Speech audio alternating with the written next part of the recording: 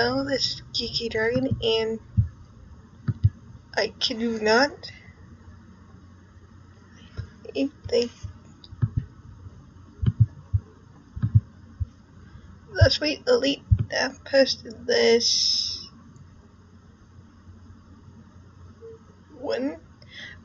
a few hours ago at most. I read Tegan's thing, Q&A, and it was hilarious.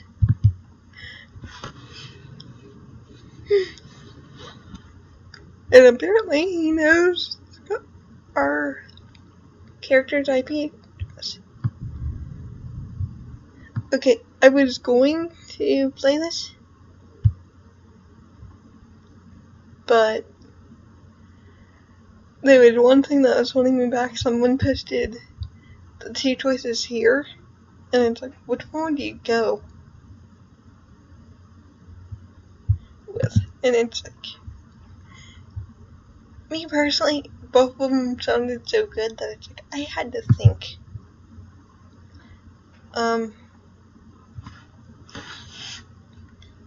But let's do, I believe Geeky Dragon's my female one. Is it? Crossing fingers, hoping it is. Look at my pasty butt. There's like, is it? It's really sad, but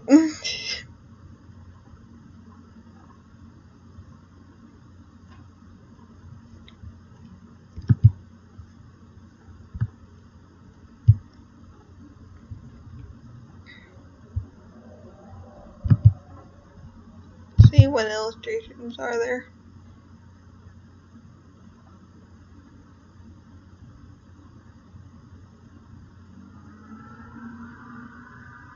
There's two.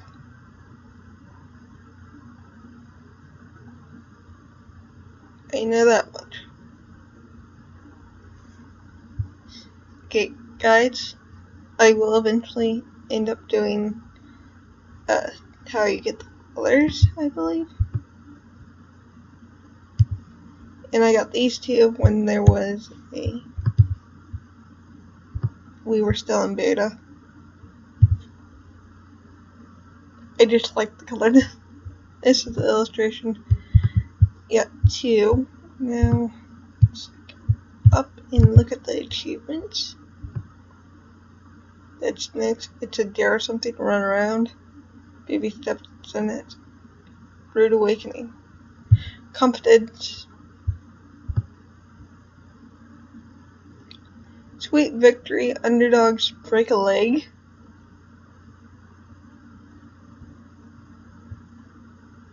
Okay. Now, I believe on my females I did both chapters 3 and 4. So today I'm going to do, and trust me, I have enough. That I'm hoping I have enough energy too. But we'll see. Let's start chapter 5 now. Keep in mind I'm in the business and I decided to risk it. And holy crap. These sound wonderful.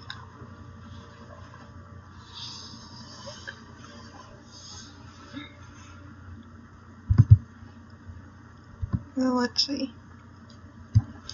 The multiple alarms I had set for today started ringing all at once. It was brutal, but it worked.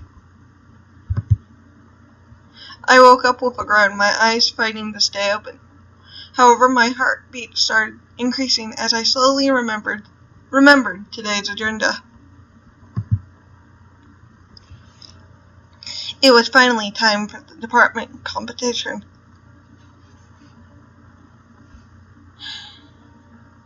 Am I getting better at reading these? I don't know. I jumped out of my bed and grabbed my uniform and toiletries bag. It was only 5:30 8:30 in the morning, but chances were everyone probably thought about getting up early and the bathroom was going to be jam-packed. I had to hurry. I gave myself a quick mental motivational speech. Today was going to be rough. Then I headed out of my room. Out of my dorm. Not room, dorm. Go to the bathroom and get ready for the day. Okay.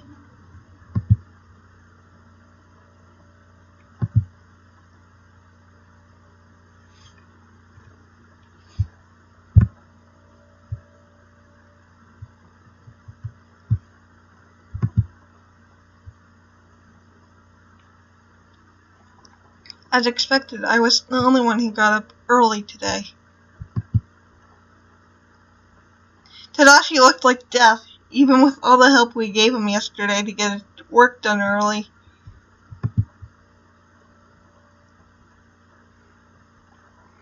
The rest of my classmates look like they're about to collapse from exhaustion as well, and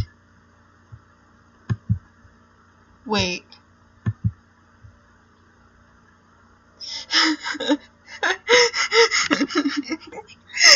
Oh my gosh. Is Tyler mixing coffee with 5-hour Monster Bowl drink? Oh god, mood. That is such a mood.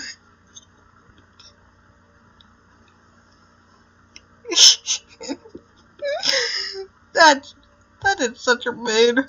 Big mood right there.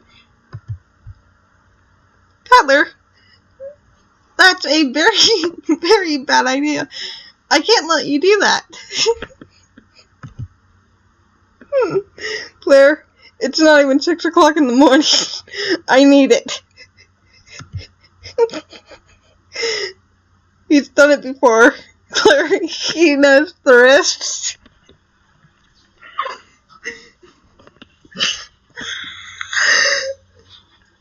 Oh, God.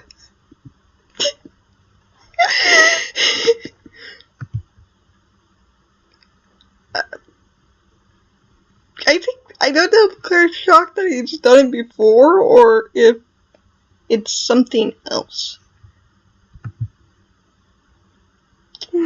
Go big or go home, right, Taylor? Always. Well, okay. This is the most bizarre morning I've ever had at Arlington. So far. That's saint. Looks like everyone is on edge, and the school's atmosphere is back to normal, namely high stress.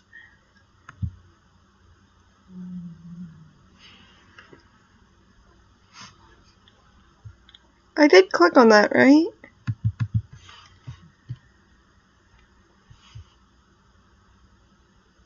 He's at 25, he's at 13, she's at 23, she's at 20, 12, 15, 22, 20, 10, 10. Looks like everybody is on edge and the school's atmosphere is back to normal, namely high stress. It was nice to have that little moment of peace yesterday after the interviews, where everyone was so focused on the results that the entire school was empty and filled with silence. The interviews. My mind drifted off to yesterday's events. I still can't believe I ended up third in all of the grade. A part of me wants to believe that this is a mistake, that there's no way that so many people liked my interview as much as they did. Regardless, this doesn't give me a massive rank. If this doesn't give me a massive ranking boost, I don't know what will.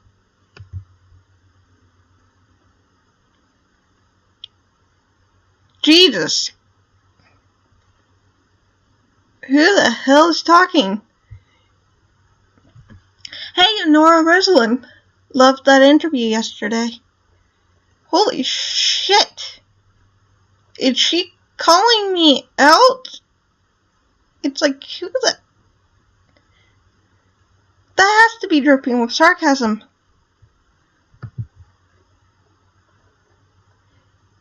Yeah, congrats on reaching third. Holy shit. A couple of students greeted me as I closed the door to my dorm. I want to say room so badly.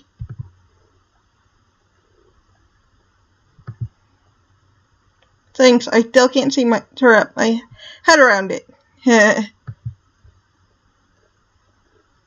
Feel free to sit with us during lunch.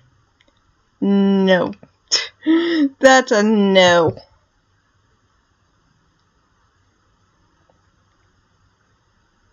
Oh, sure, if I have time. I'm sweet. If anything, I'll see you in English class. Gosh, I didn't even know we had English together. Absolutely. Good luck today, Honora Rosalind. Next. Yeah. Can I add you to social media? Yeah, sure. Oh, me too. Me three? Jesus Christ, what the hell is going on? Oh, they're trying to kiss our ass. Dear God, we became the Chad. Oh my God, our character's Chad. I needed this. I suddenly noticed a small crowd beginning to form around me. So many people were speaking at the same time that it was hard to concentrate on any one conversation. I'm definitely not used to all of this attention. Could it be that it was because of the results of the interview yesterday? Yeah, you think?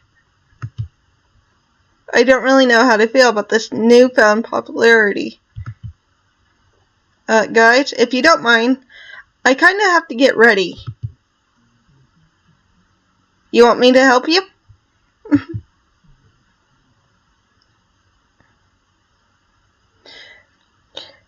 I can bring you breakfast if you want. Oh no, it's fine. I really appreciate it, but I'd much rather do things on my own.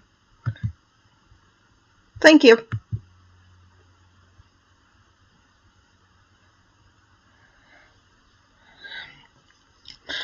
The small crowd began to disperse, but not before I got a wave of new followers on my social media accounts. Jeez!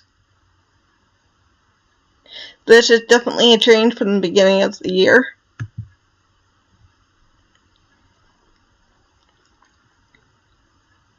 It's crazy how much things changed in a short amount of time, not even 24 hours ago. I used to be the invisible scholarship student. Alright, I might as well get ready now. I turned away, bumped straight into Carolina, and as she stepped out of her dorm. Oh, sorry, Carolina.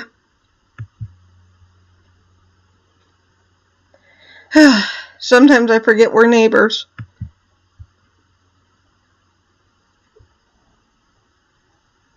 Did her facial expression just change?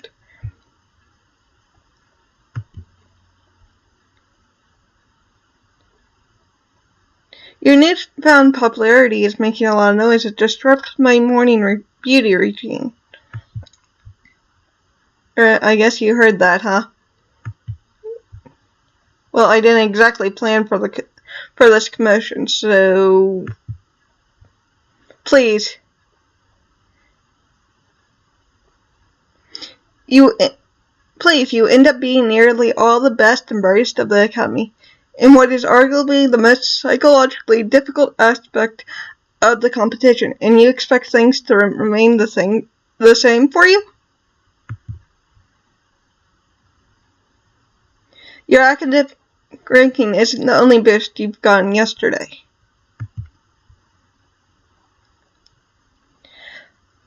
going to assume she's referring to my social ranking.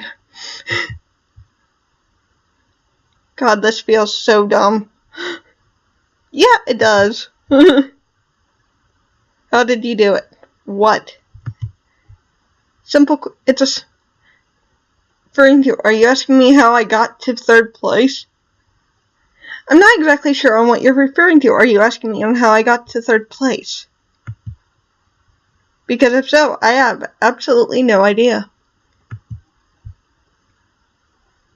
I just decided to throw the most conventional rules out the window and just tell the truth, no matter how embarrassing it would make me look.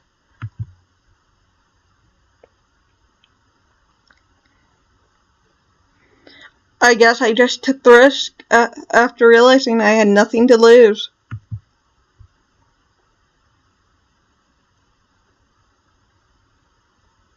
I'm unranked, and I have to get into the silver tier.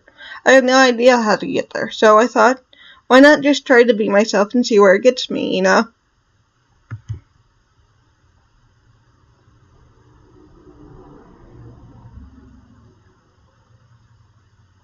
Next. Interesting. Is she...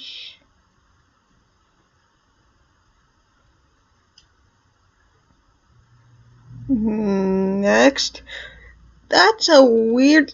How... I know there's comments on Tumblr saying she's being nice, but holy shit, is this it? Next. There was something that rubbed me wrong about this conversation.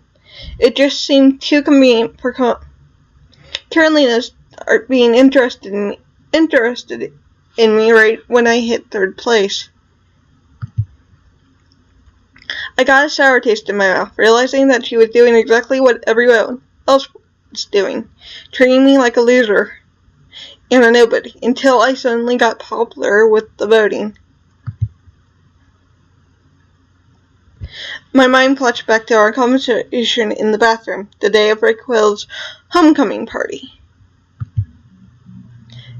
The things she said to me, I have to admit that I'm still not fully over them. I don't really appreciate being treated so differently. I was the same person back then. I haven't changed. You're not going to either. Not if I was saying it.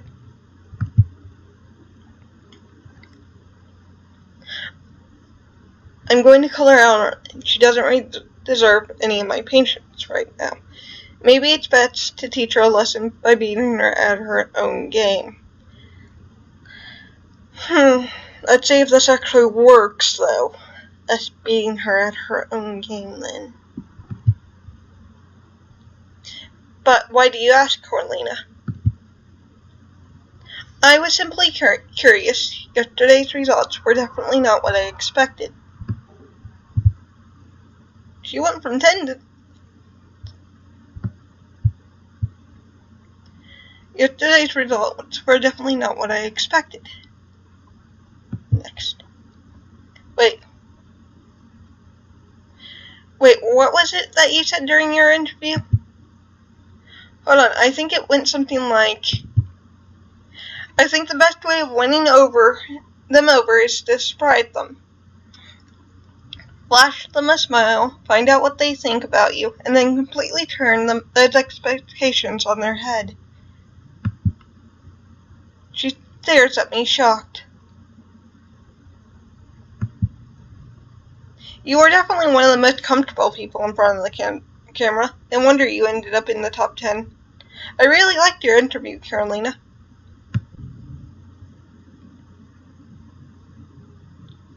So much so that it seems like I internalized your advice, don't you think?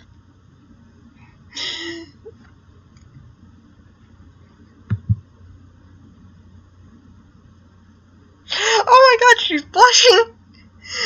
She wasn't expecting that! Oh my god, she's blushing. She wasn't expecting that. Maybe we're not so different, you and I. Ha! Keep on dreaming. We went from 12 to 17. Damn, that's... Ha! Keep on dreaming. Next. Kara, I can't find my sketchbook with the designs, the ones that we're supposed to work on today. It was right there, I swear. Nia called for Carolina from their room. She seemed really panicked. Hold on, I'm coming.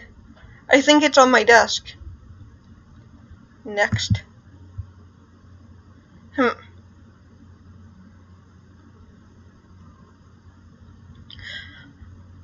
I don't think I ever seen Neha this so stressed before. It really wasn't like this last year. Anyway. Best of luck with your day, Honora Rosalind.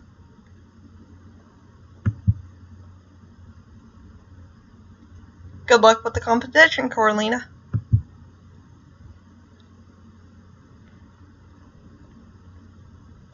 I was about to head for the bathroom when Carolina stopped midway through closing her door and stared at me. Yes.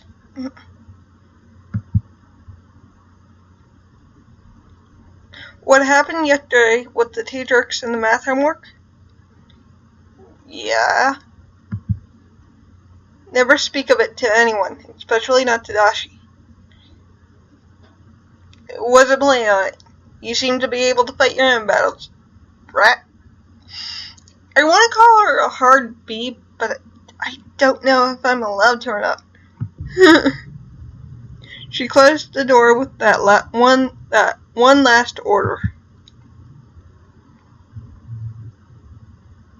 I don't know why she'd think I would tell Tadashi, but considering her feelings for him, it made sense for her to take precautions. There's a lot about Carolina that I don't understand, but it's a little refreshing to see that regardless of the slight superiority complex, she still gets flustered over a crush. Alright, enough wasting time talking to everyone and their mother. Time to get ready. I like their little animation for that. I tried the less crowded bathroom and got to my morning routine.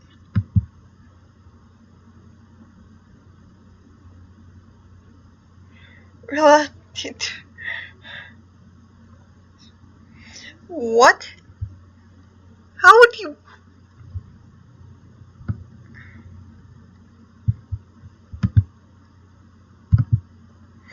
I have to. Oh! Okay.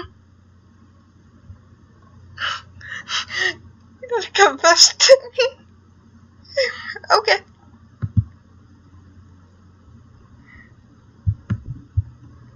I had to look that up.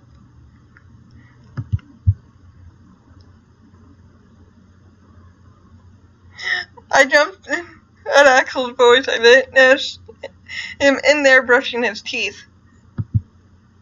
Good morning to you, too, Axel. I had no idea what you just said. He chuckled and rinsed his mouth. I was just mentioning how Carolina looked a bit jealous of the attention you were getting.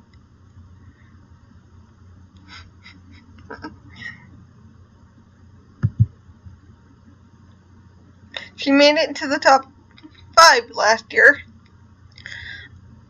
I think she was expecting to get into the top 3 this year. Oh!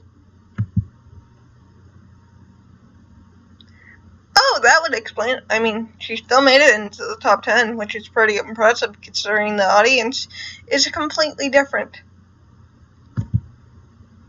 Oh, for sure. She's a force to be reckoned with.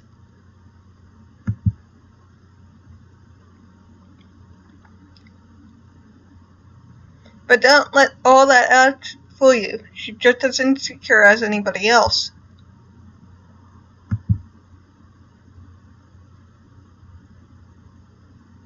Didn't I click on it? Just enjoy the attention while it lasts. Next. While it lasts. Surely you know that these people are only into you because of the interview. Yes, I've done. They're not your friends, Honora. If you slip down the rankings, they'll go back to being uninterested and treating you like a nobody.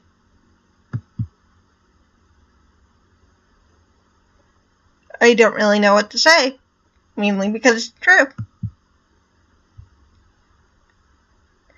I could have sworn I caught a glimpse of hurt in Axel's eye. It was clear that he was speaking from experience. But it's best not to dwell on it. I don't want him to revisit painful memories. You know, some people just ask me to sit with them at lunch. I don't think I've ever talked to them before. It just feels so different. Yeah, I don't think I will. There's a part of me that did enjoy the sudden attention, though. Axel laughed hardly at my words. I don't know you well yet, but you definitely don't seem like the type to get swept up in celebrity fever. Word of advice: never be complacent. Keep aiming higher. Oh, absolutely. I got to make it into the silver tier, remember? And for you, it should be a piece of cake. I did it, and I'm really not that smart. Oh, come on. I bet you're super smart. You just probably spend a lot more time on your career than on school.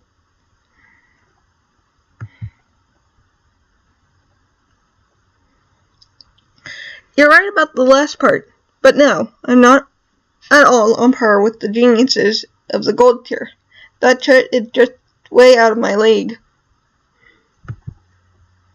I mean, can you imagine me trying to go head-to-head with Claire, Neha, Ellie, or even Tegan? Nah, not happening. I've only reached silver by finding loopholes in the rules and somehow pulling off good grades out of procrastination-induced anxiety.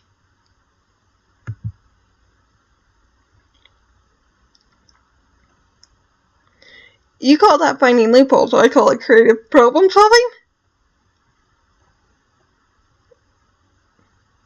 You call that finding loopholes, I call that creative. I mean, you could probably get into the gold tier easily if you put more effort, given that you are a celebrity. You call that finding loopholes, I call it that creative problem solving.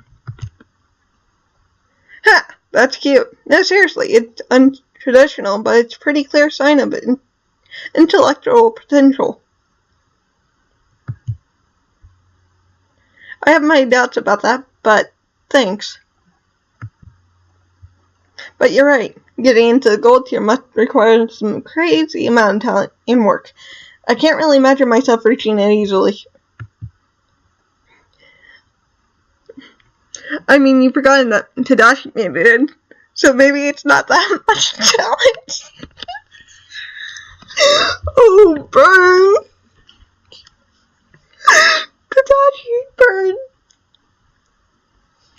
Ha! Come on, he's not that bad. Honora, I'm convinced that he rigged the system in its favor. I know quite some of the people in the top 10 quite well. There's no way in hell he managed to beat them with his intellect alone. He must have pulled some strings or something. I stifled a laugh. Tadashi's not an idiot either, Axel. But maybe you're right about him using his business to network to get ahead a little. I think Lady A finds him very helpful since he's always there to, It's okay, Nora. You can say that he's a slave to the school and the corporate world. I wouldn't go that far.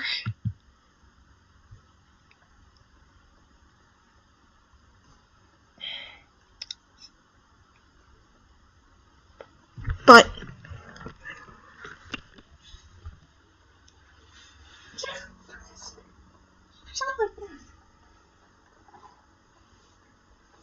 want me to go.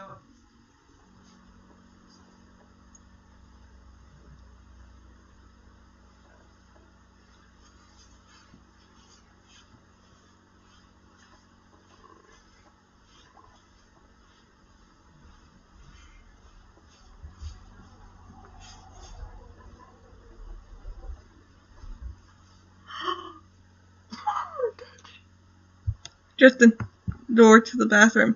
Everyone, Lady Arlington wants all students in the main entrance at 9:30. She'll be making an announcement about the competition before kicking off the opening ceremony. Next. Don't be late, or else you'll miss your chance to participate. Don't come crying to me about missing it either, like you did last year. It's not my problem.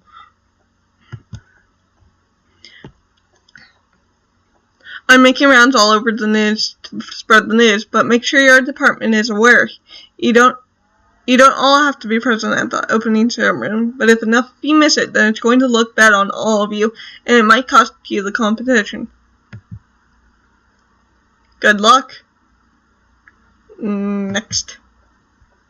He closed the door and Axel gave me a look. Oh, I can just imagine what it looked like. You were saying?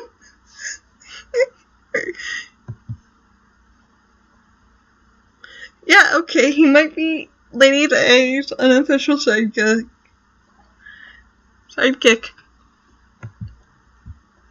You think?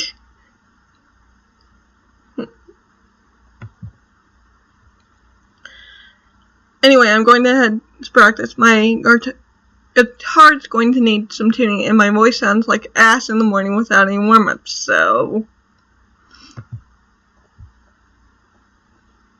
Peace. I waved back at him before finishing up my morning routine quickly. Talking to Axel is always nice, although it's a little unsettling when I remember how famous he really is. But we don't give a damn. Remember? I'm having a lighthearted conversation at 5:30 a.m. in a dorm bathroom with him, and somehow it doesn't feel like a big deal.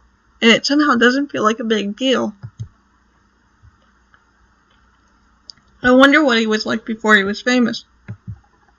Alright, I should head to my department too. Where is our department? As I got out of the bathroom, I heard Tadashi warning a couple of students about the meeting's time and place. Maybe I could ask him if we could go together to our department's class.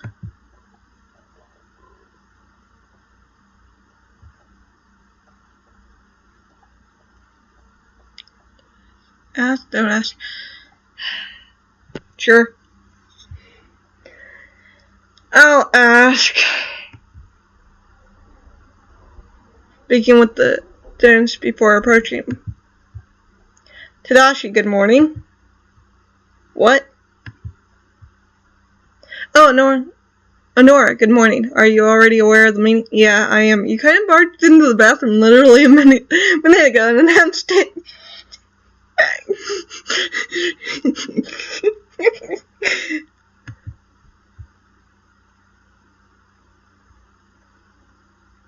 Right. Do you need anything? I was wondering if you would like to head together to the department. Oh, I still need to get some papers from my room, but yeah, sure. No problem. I also have to get some stuff. Meet you here in 5 minutes? With that said, I headed to my room and got what I needed. Making sure I had everything, I met Tadashi, who was already waiting for me. Both ready to start our day, we headed to our department. School entrance. You look slightly better today. Yesterday I looked like shit. Yeah, I know. I was going to say yeah.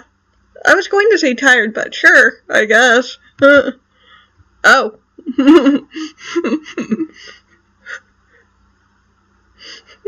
Why are are you super surprised?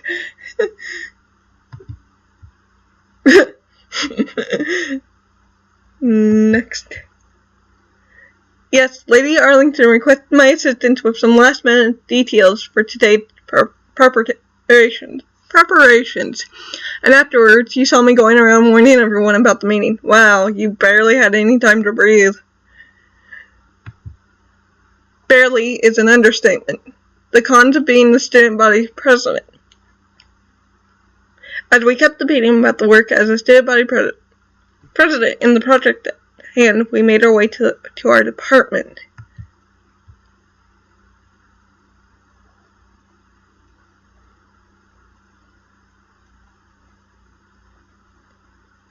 Main hallway.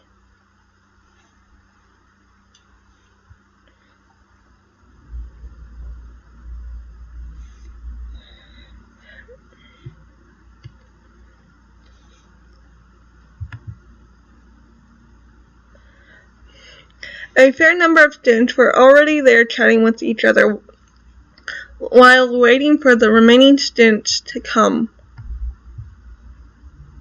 Okay, so they didn't draw the department yet.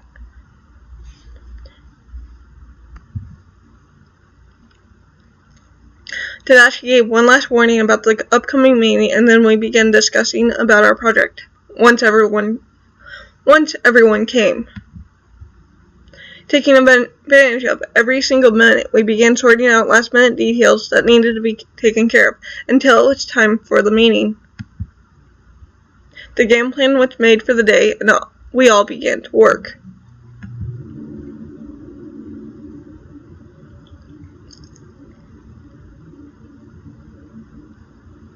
Okay. It wasn't long until 9 a.m. came around and we had to go to the opening ceremony.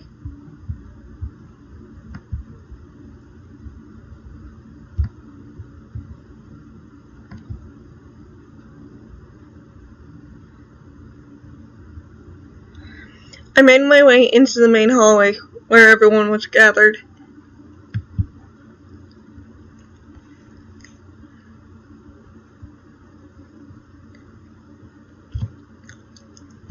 I could see some of the teachers doing their best to keep everyone calm, but it seems like many of us were excited to get the news from Lady Arlington.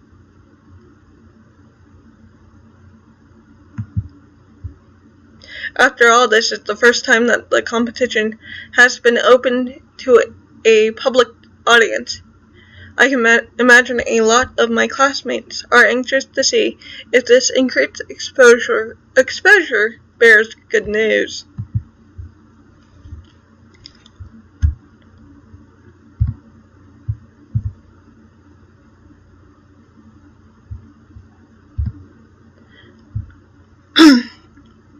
Lady Arlington stood on the small soapbox near the front door and cleared her throat in the microphone. The chatter gradually died, and all eyes were focused on her. I spotted several cameramen preparing their equipment. It seems like we were going to be live streamed for the opening ceremony. But before that, Lady Arlington had to give us the instructions on what to do. Good morning, students. I hope you're all well rested and warmed up for the opening ceremony. No. As you all know, yesterday marked the very first ever public live stream of Arlington's interview portion of the competition. My colleagues and I have spent a good part of yesterday's evening and night to process all of the responses and we've had from the event, so please excuse us if we seem a little tired today. We've had minimum amounts of sleep. So haven't the students. Regardless, I think you are all excited to hear about the outside response to the event. Yep.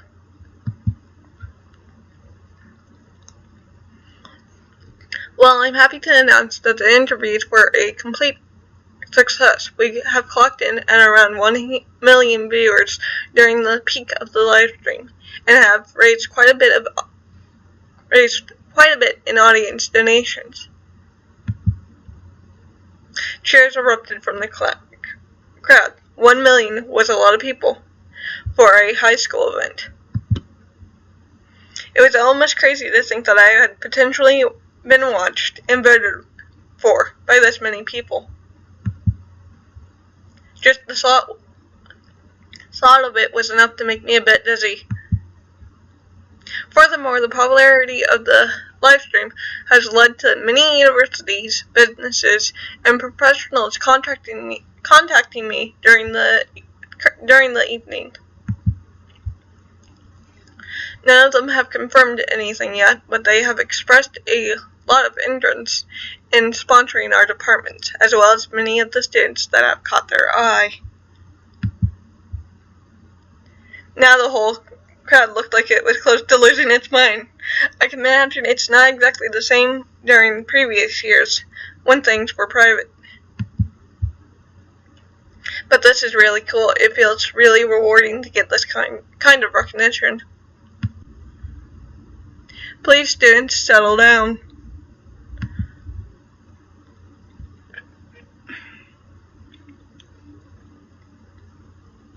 Of course, I have done my best to, coax them into accepting the deals of sponsorship, but they have insisted on watching the competition until the end to make their final decisions. This means that it will all depend on today's results.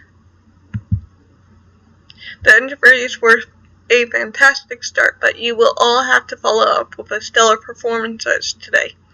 They do not expect your department project to be perfect, but it needs to be excellent. I have complete faith in all of you, regardless of who the winners will be for this year's competition. This is truly your moment to get the extra recognition and potential academic ranking boost. I truly believe you are the best and brightest kids of this country. No, the world. It is time for Arlington Academy to shine.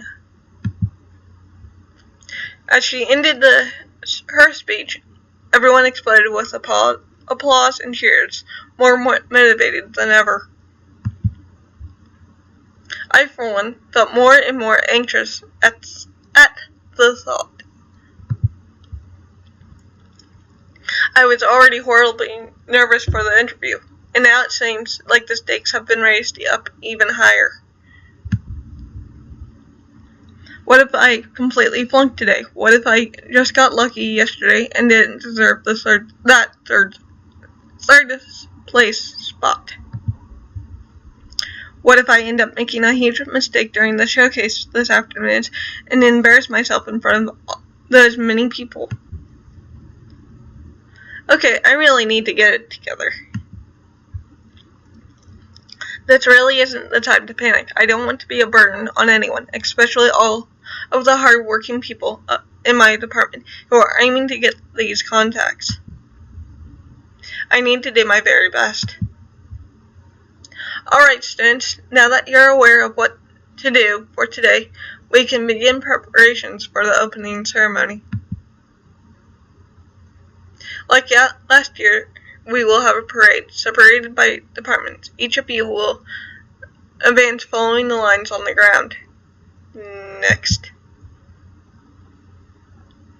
The senior students of each department will be in charge of following all the usual visual cues from the camera crew and will lead their section of the parade.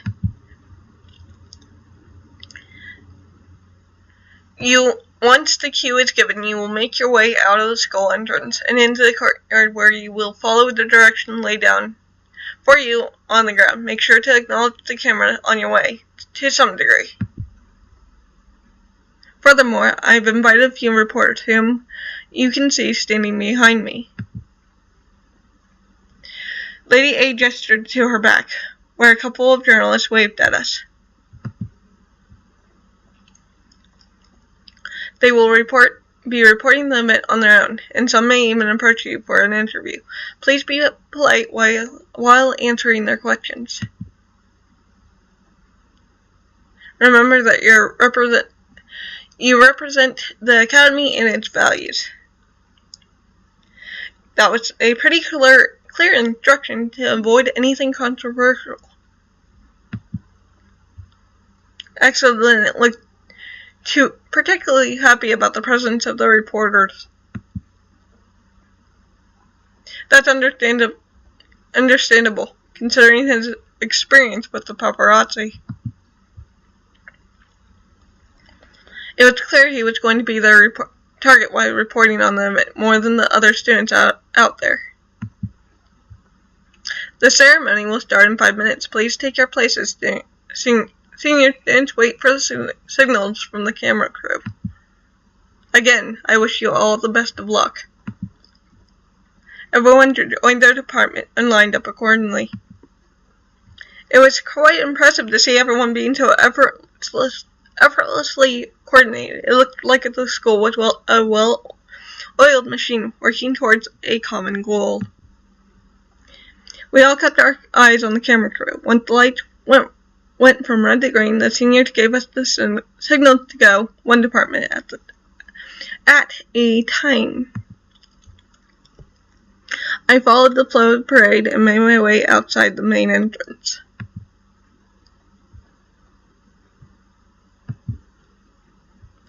The music playing in the background, and more of a horde of journalists following us. There was a tangible buzz of energy in the air. Surprisingly, it was more fun than nerve-wracking.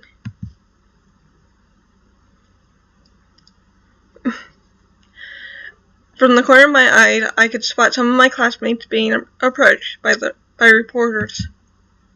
Others were busy waving and throwing smiles at the camera.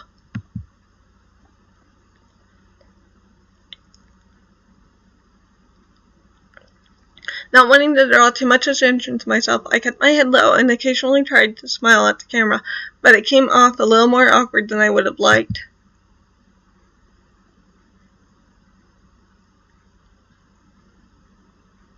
Karen, isn't this the student who placed third in the interview? What was she named? Next. Honora Rosalind? Yeah. It's that kid with the scholarship. Next. Holy fuck. Oh, sweet. The classic underdog story. I bet it would get us some ratings. My eyes widened as I accidentally eavesdropped on a conversation between a team of journalists. Oh god. They're talking about me.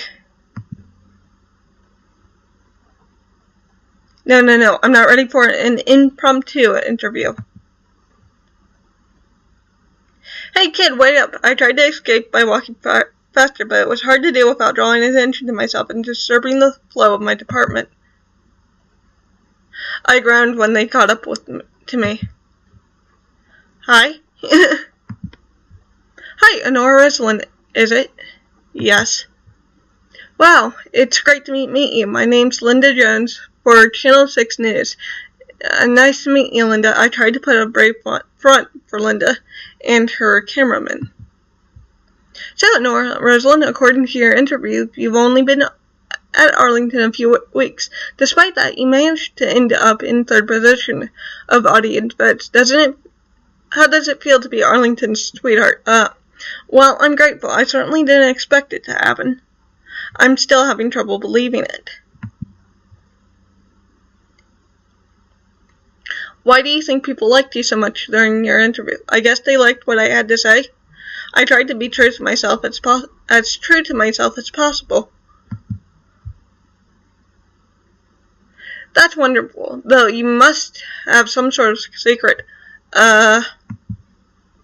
So, spill the beans. I'm sorry, I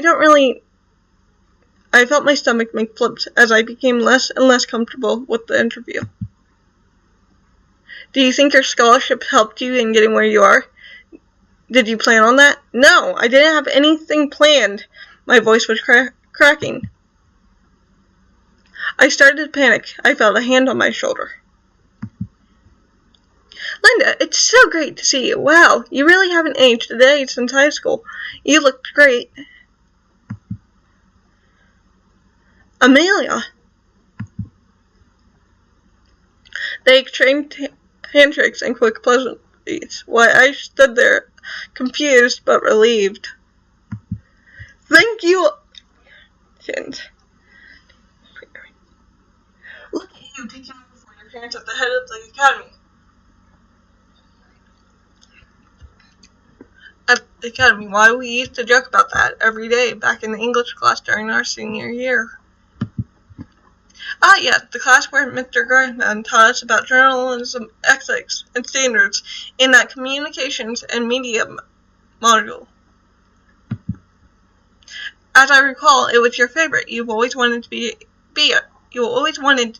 a reporter. And now, look at you. I couldn't help but feel a hint of venom in Lady Arlington's voice. Despite her friendly and professional tone, she was trying to convey a message.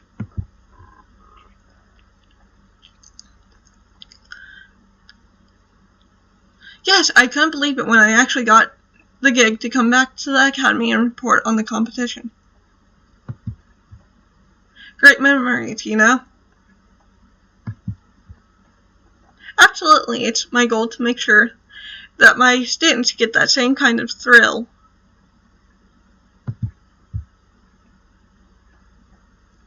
So please, could you maybe go easy on Honora Rosalyn? Some of my students are used to the press, but others still need to find their voice.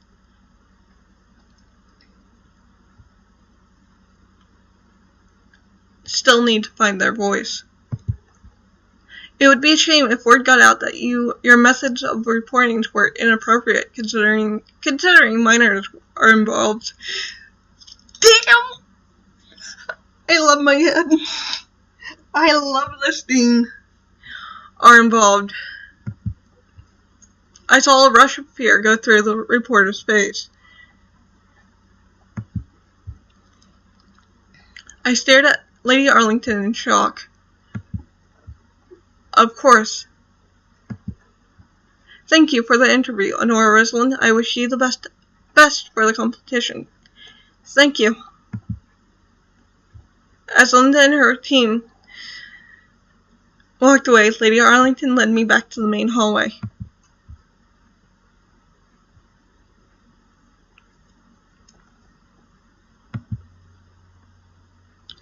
Miss Arlington? It's not your fault. It's not your fault what happened back there, but please be careful. These people will stop at nothing to get ahead. I nod. Right. Thank you. She gave me a smile so tiny that it was barely visible, then walked back to the parade. All the departments had completed their rounds and were waiting at the back of the hallway, but I spotted Tadashi and Axel still waiting at the entrance.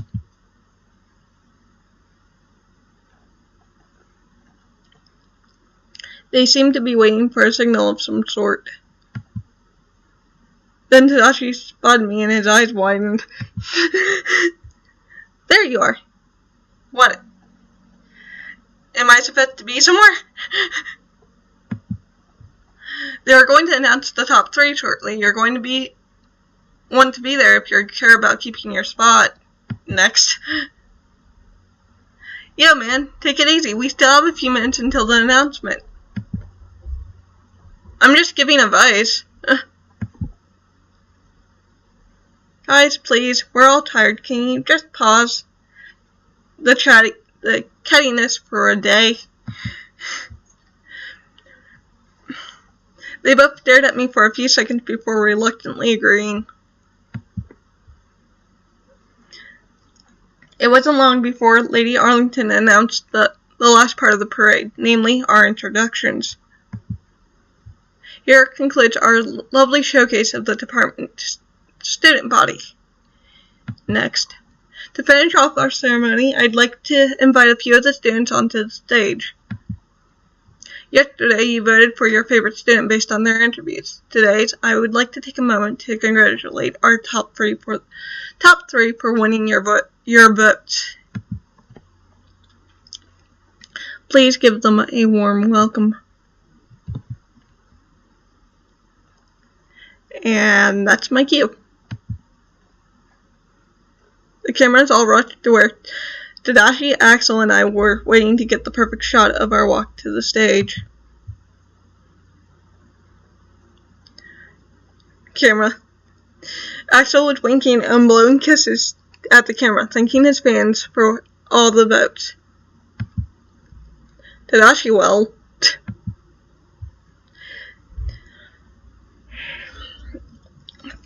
he did his best to put on a smile, but it was clear he'd rather be somewhere else. I don't think he was the type to appreciate constantly being followed by cameras in general, and I'm sure his fatigue probably didn't help. I felt my cheeks redden as I tried to smile for the camera, but it seemed like Tadashi and Axel were a lot more experienced than I was with that sort of thing. I probably looked very out of place. Oh! You've unlocked a new illustration. Go back to your dorm and click on the book to check it out. Well, let's do that then. I just clicked on the map. Oops.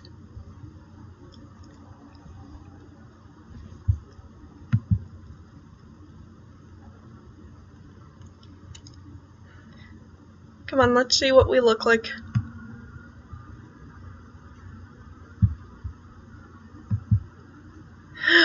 Oh my god. His smile is so freaking awkward. And yeah, he does look tired. He had, like, none of us have any idea what's going on. So, let's go back to our game and see what happened. I haven't even made it very far. Damn. Just damn.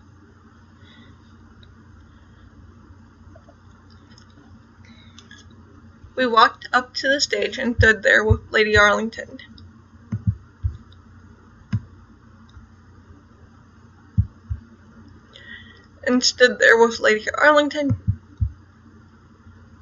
Congratulations to Axel, Tadashi, and Honora.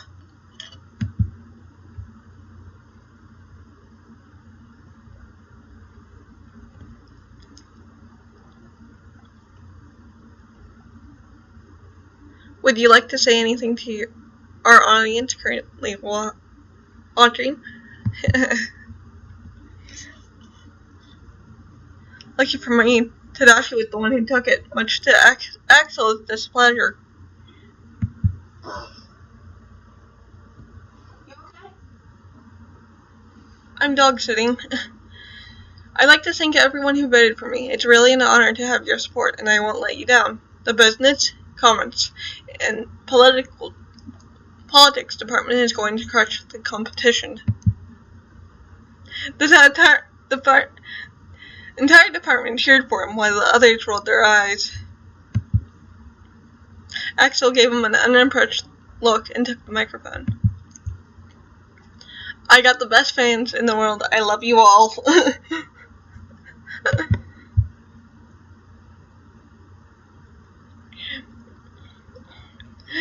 Of course, everyone either laughed or cheered wildly, leaving Lady Arlington contain the chaos.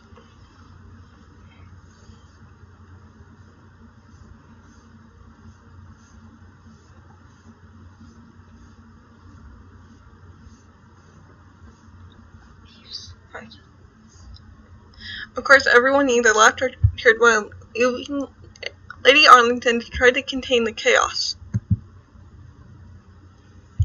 She didn't try too hard, though. I think it was because Axel was helping us get a higher viewer count.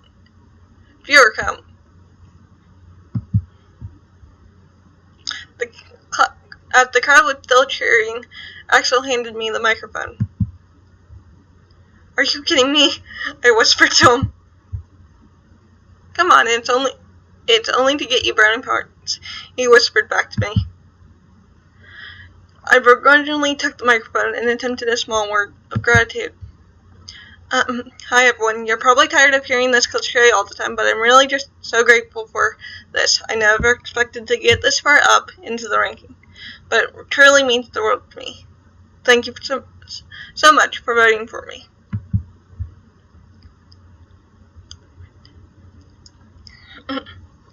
While the cheers weren't as loud as they were for Tadashi and Axel, I spotted several of my classmates voting for me.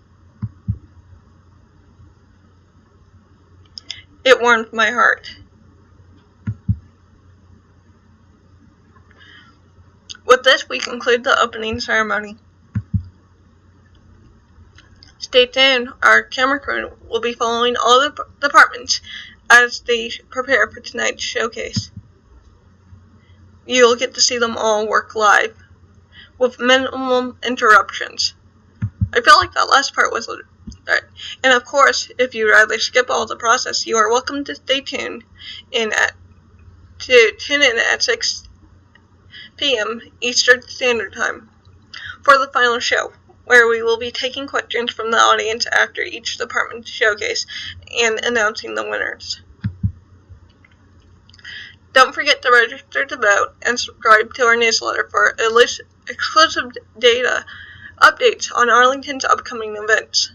I'm so cold. Thank you all for watching.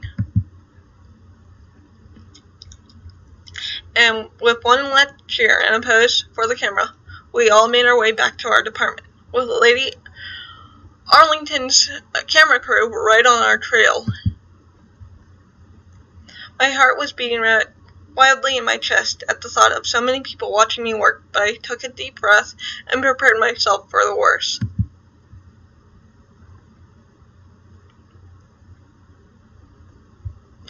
Go to classroom 1. Okay. I opened the door to the classroom only to be greeted by chaos. Everyone was talking, scribbling away at their pieces of the project.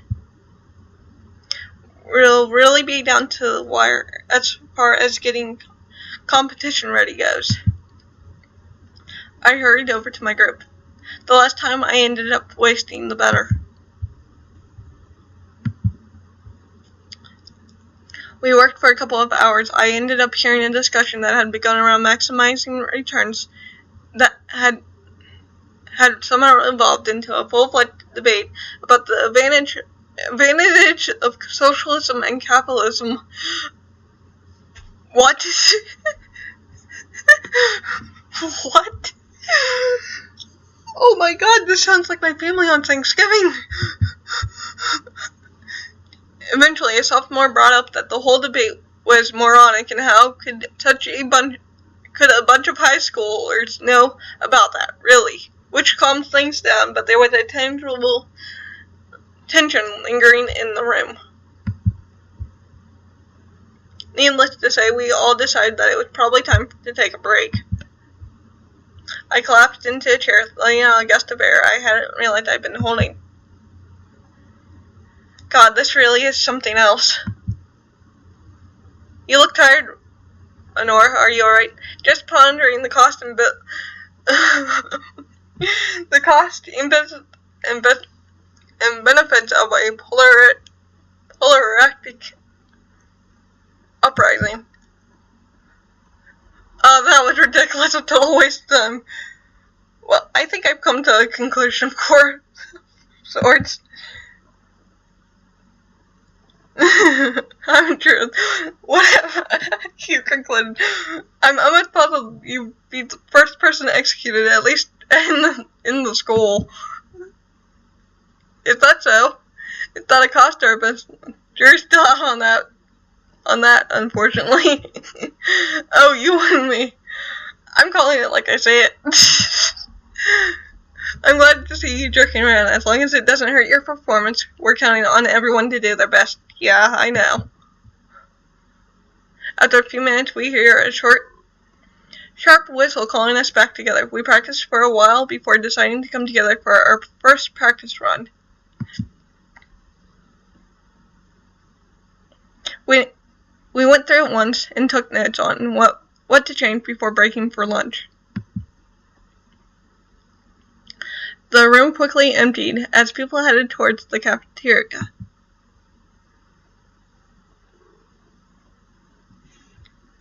Cafeteria, here we come.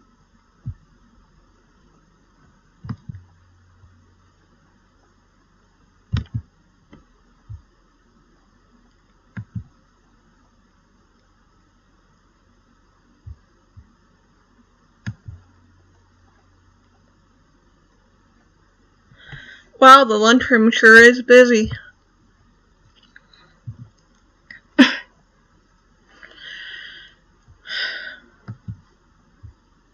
Then again, I really shouldn't be surprised. Everyone's been hard at work all day, and we won't exactly get a chance to eat during the competition. I wonder where there are empty seats. Oh, it looks like there are a couple open seats near people I know.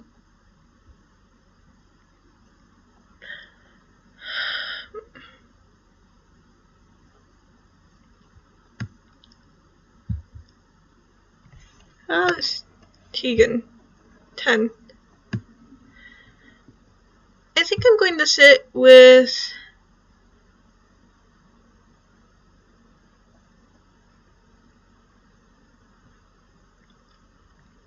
Tadashi, Alistair, and Raquel. I walked over quickly, tray in hand. Raquel spotted me first and waved me over. Yo, Nora Roslyn, you sitting with us? I was hoping to, yes. Sick, here, take this chair. Thanks. Hey, Sir Tadashi, how are you? Fine. A bit nervous, but excited. How are you? Holding up a Nora Roslyn. Well enough, I think.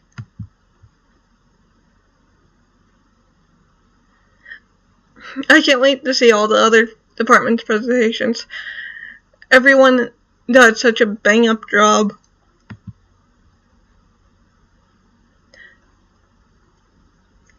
They're not going to be as cool as ours, though, Al. Please. It's not particularly hard to perform a few cartwheels. Oh, burn!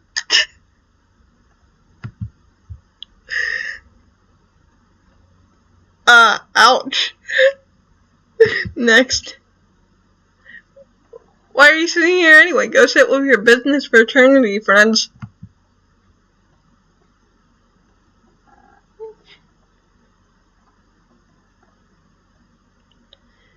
He's obviously here for the stellar company. Who wouldn't want to hang out with us?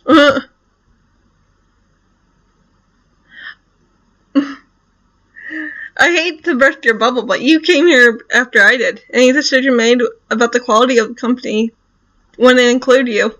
Wow. Hurtful. Very hurtful. Oh, come off it. Acting like an ice queen when we all know you like Honora. Come off it. Acting like an ice queen when we all know you like Honora well enough. Oh, Fern, don't push it, Wickle, or I might just kick you out. Next. Alistair would never let you do that. Neither would Nora, for that matter. Right? Definitely sorry, Tadashi, but you've been outvoted.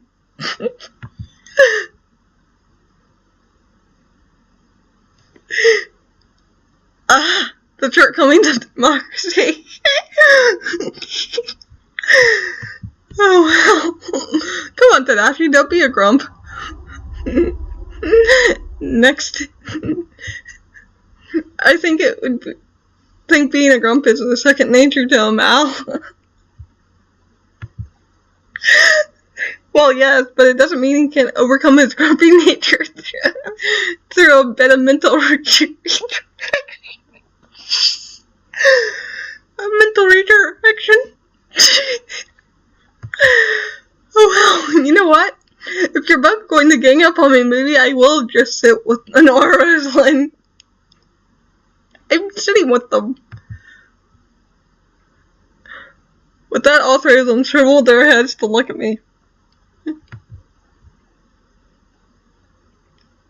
According to Kiko. I waggled my head, all according to Kiko. Oh. Drops his head on the table.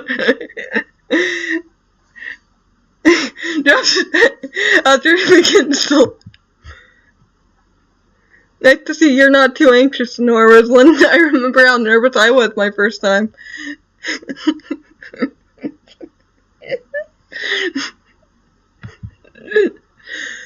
You're not our little newbie anymore. You're like a fully fledged Arlington student. You mean I wasn't up until now? Yeah, you still had a new student smell about you. Gross. Indeed.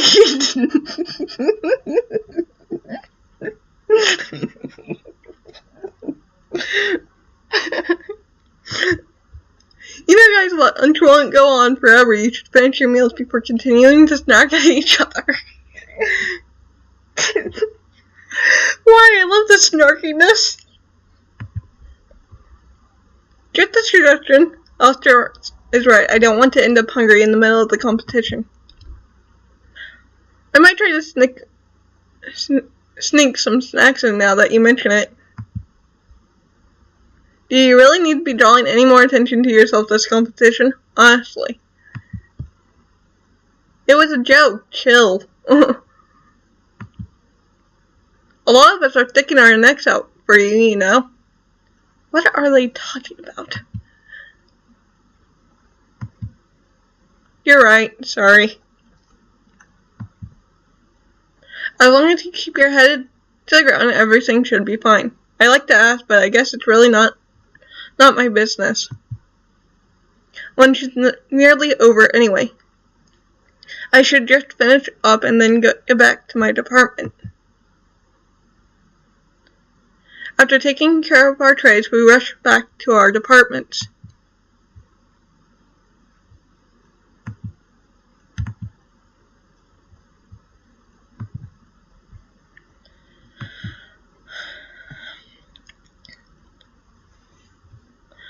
I got back to the classroom hoping that everyone was ready to focus on the project after the lunch break.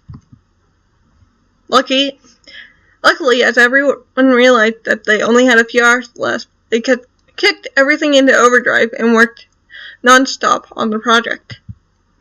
Good. If I had to endure another political debate, I think I'd rip my hair out.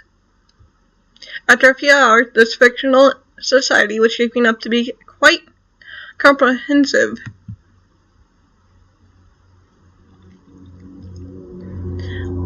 All I needed to do now was put my final touches. I reached into my backpack to get my notes on the topic, only to realize I left them in my dorm. Shoot, I'll be back, guys. I rushed out of the classroom heading for my dorm. How did you forget that? Like, how? Like, seriously, how did you forget that? Practically keeping an eye on my time, I made my way to my dorm. I spotted my notebook on my bed, quickly grabbed it, and bolted through the door. Being so focused, I nearly missed the sounds coming out of the dorm room next to me. I stopped dead in my tracks just in time to see Naha coming out of her dorm. She rested her forehead against the door, and then let herself slide down the floor and buried her face into her arms. She cried quietly as she sat on the floor. She whispered a few words in between sobs, and I couldn't quite decipher. I felt my heart twist a little. I don't know what was wrong with her, but it always seemed to me like Neha wasn't the type of person to be easily shaken. Part of me wanted to stay and help me. We might not be close friends, but I knew the department competition was important to her and her business.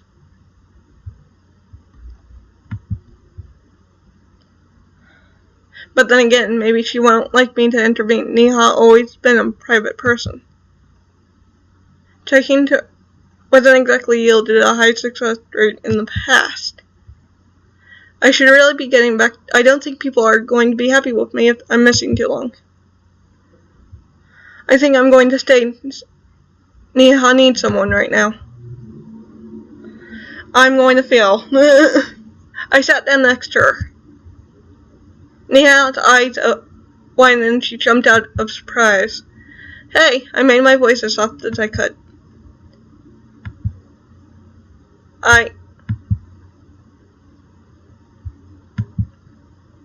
This isn't. She left, probably just after understanding that her attempts to dismiss her condition were futile. I'm sorry. For what? I'm not happy about you seeing me this way. Not just you, I don't want anyone to see me this way. This is so stupid. Today in the department competition, it's not like I haven't done this before. God, I hate myself. Listen, Honora. I appreciate you checking up on me, but I'll be fine. Last thing I want is to waste your time. I wasn't expecting this level of vulnerability. Something must have been really bothering her. Neha was about to step, but I softly held her by the wrist. You don't have to apologize, and you're not wasting my time. If I had to make a guess, I'm saying that the department competition isn't the only thing on your mind, right? You're surprisingly perceptive. Thanks. She sat back down next to me and took a deep breath. You don't have to tell me. I'm happy to just, be here for emotional support. Neha looked at me for a few seconds. She seemed to be thinking about what to say. I waited patiently. Tell me, when was the last time you saw your family? The question caught me off guard. The last time I saw my dad was when he dropped me up at the airport. It was about 3 days before school started. Why? Neha gave me a small smile. Me too. Well, not exactly. Last time I saw my father, it was also at the airport. About 3 days before I started my first day at Arlington Academy. I haven't seen him since. The only thing I've been able to do is call him, but he's busy. I didn't know what to say, so I just kept listening to Neha, which periodically spill out sprinkles of her life. I felt as if she was giving me pieces of the puzzle that I was supposed to solve. My sister's wedding is in 4 months. I designed her wedding dresses, Wow, that's awesome. Wait, dresses? Yeah, she's getting married to this British guy. They decided to have a dual ceremony. I'm not complaining. I love both Western and Indian style wedding dresses. But she's very stressed about the wedding. When we were little, she used to constantly tell me about her teenage life. She was quite the heartbreaker back then. I remember this one day, a guy she was dating came to our place. When I opened the doors, she had little flowers ready for her. Little did he know that she had planned to break up with him that same day. It was quite entertaining to watch. Damn! I was like 10 back then. Now she's 23 and she's getting ready to start her life. I used to talk to her every day. Her tears were mostly dried up, but her eyes were still mist over. So I slowly started to piece together why Neha was so upset. You miss your family. Neha didn't say anything, but I knew I hit the nail on the head. Her recent made a lot more sense. I didn't It didn't make sense for her to be so stressed out and upset because of the competition alone. She didn't look like someone who would crumble under stress. Oh my gosh! Her snappy attitude yesterday was probably due to this as well.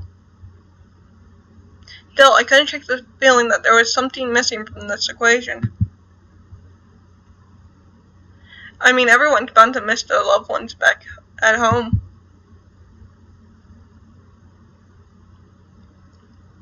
Neha just seems a lot more effective for some reason.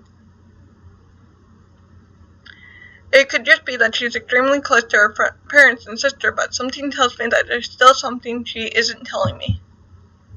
Well, I'm not going to push her to tell me. We're not close yet, and it's pretty much a miracle she opened up to me like that. I'll take what I can get. It's complicated.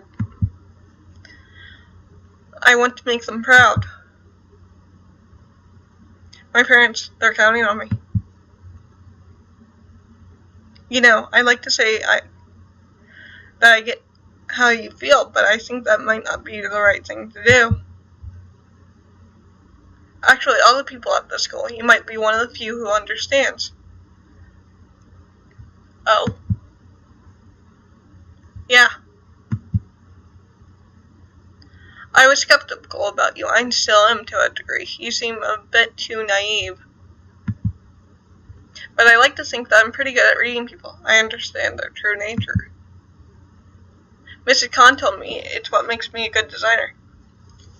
I understand someone's essence down to their core, and I just make it manifest itself in physical form through their clothing. Their clothing. I don't know if I'm ready to give myself that kind of credit, but part of me believes it true. Interesting. What do you think is my true essence, then? Judging by your interview, I'd say you're very genuine and caring. It's pretty rare, but people pick up on it. It's probably why you ended up in third place. You told the truth. Yeah, it was scary as hell, though. You'll get used to it. When I first came to Arlington, Carolina told me that the only way you get other people's respect is by being honest with them, brutally if needed. Yeah, I don't know if I'll be able to get on Carolina's level anytime soon. Neha gave me a small smile. I miss my dad, too. When I got my acceptance letter for Arlington, he worked overtime every day for 3 weeks in order for us to be able to afford the full uniform set. It's crazy. I tried talking to the fashion department about it. There are countless ways to use materials more effectively, but they won't listen to me. $25 for a uniform skirt is absolutely insane. They're not even that high quality. If I can do anything to help you with that, let me know.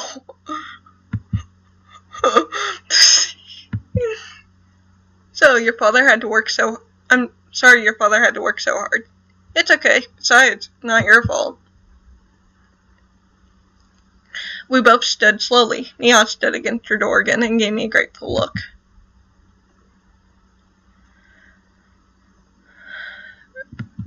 I could feel Neha's heart carried a heavy burden, but it was nice to see that I helped her, even if it was only a little. Neha brushed off her skirt. We should get back. We only have a few hours until the competition. Oh shit! Right, I hope I have time to finish my task. Next. Thank you. I smiled at her. You don't need to thank me. You didn't have to listen to me, especially not during working hours of the department competition. In fact, I would rather not have put you through this, but... Anyway. I appreciate it. I'm just glad you're feeling a little better. It would be a shame for you to miss so much of a competition because no one was there to listen. Well, I wish you luck with your department showcase. Same to you, Neha. We parted ways, and I hastily made our way back. My department and I spent the last couple of hours finishing our project. Due to the high levels of stress, I wasn't sure everyone would be able to finish on time. But we pulled through. With only a few minutes to spare, we finished the project. It was finally time.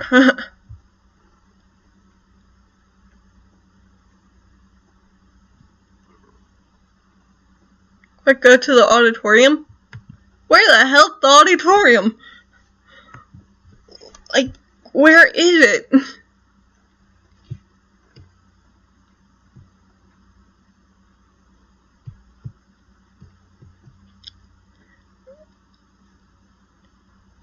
It's time, so everything. I'll add more to it.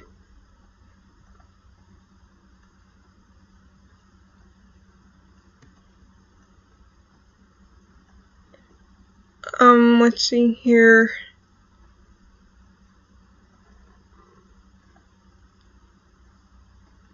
Where's the freaking auditorium?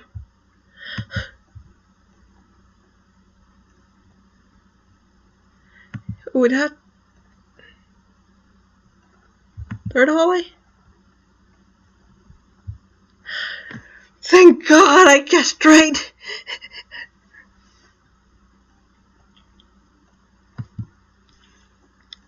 I took my seat at the section of the auditorium reserved for my department.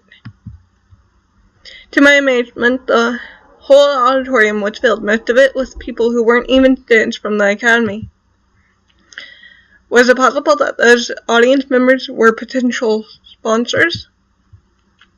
It'd be crazy if they made their way to Arlington just to see our showcases.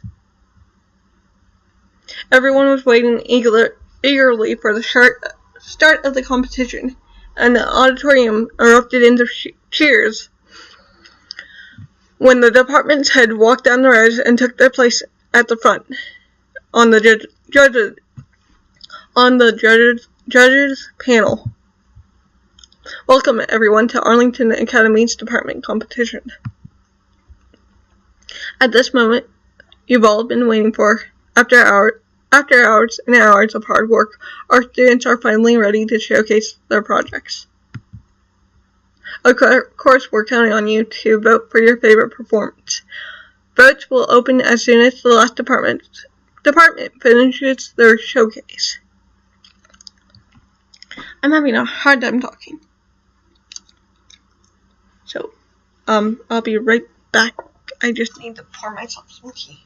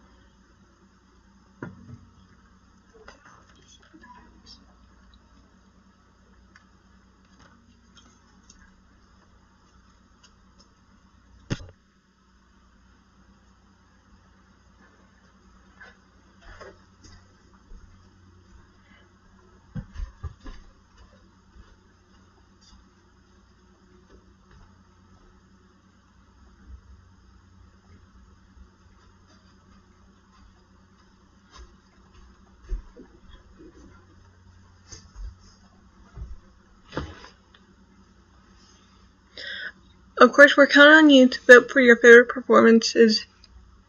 Votes will open as soon as the last department finishes their showcase.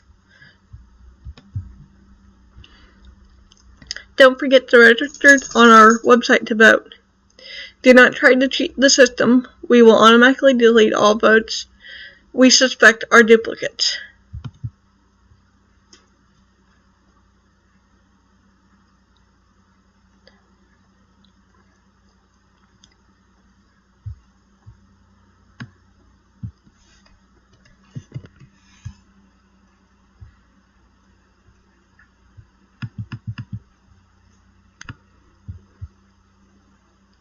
All departments have an allocated maximum of 25 minutes per showcase. The showcase will be stopped if students go overtime in order to keep the competition fair.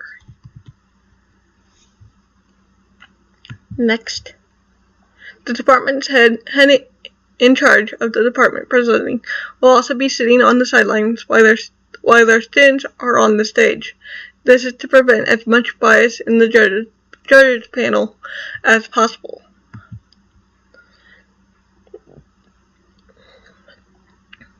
Alright, enough rules. Let the showcase begin. And with one last cheer from the audience, the show had begun. The students gathered around their materials, clearing the stage for the Pure and Applied Sciences department. Dr. Lee excitedly took her place on the sidelines. I couldn't help but gasp as I saw what was transported on the stage, robot drones and tons of other pieces of tech that were being carried by the students of the department. I wonder what they're going to be presenting. Knowing some of the students of that department, it was probably going to be some geeky stuff.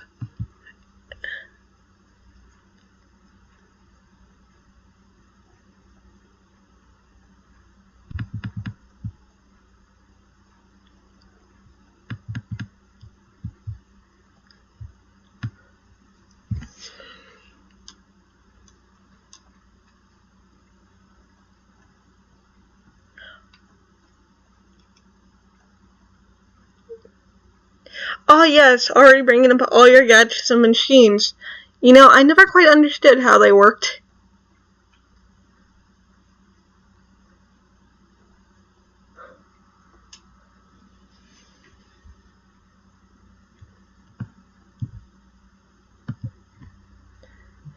Next.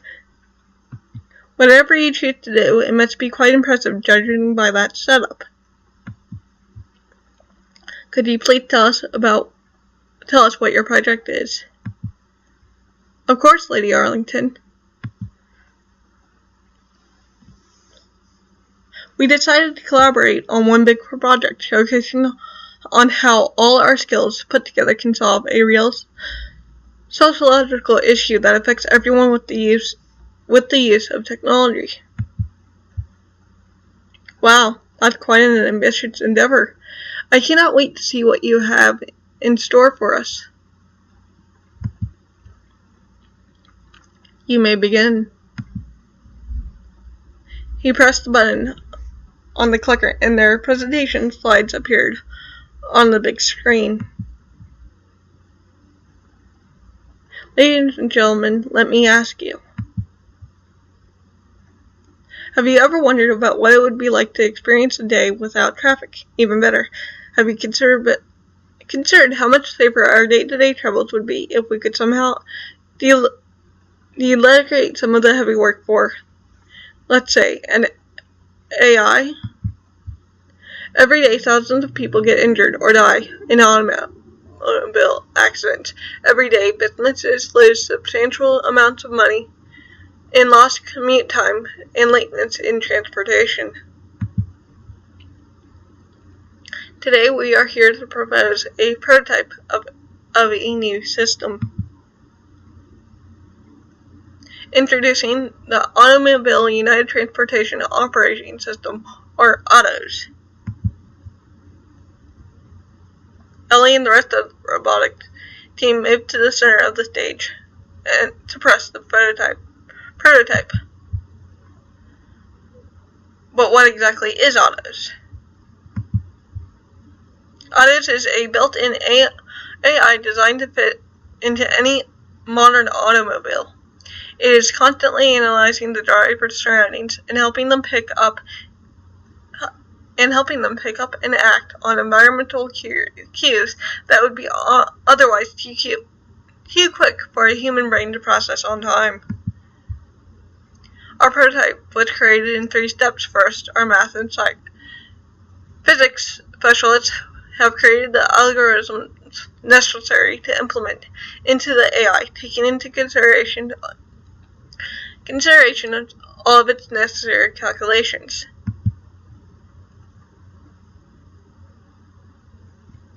Holy sh!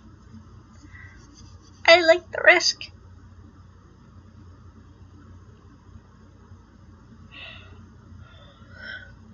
Second, our lovely programmers have coded an optimized said algorithm in order to turn it into software. And lastly, our mechanics and robotics club have integrated the software into their physical prototype, designing the final product to fit properly into your automobile. Now, I'd like to invite each of those teams to go into more detail on their tasks. I tried to follow everyone's math explanation, but I found myself scratching my head at times. The calculations were detailed and precise, definitely more advanced than the average calculus class here at Arlington.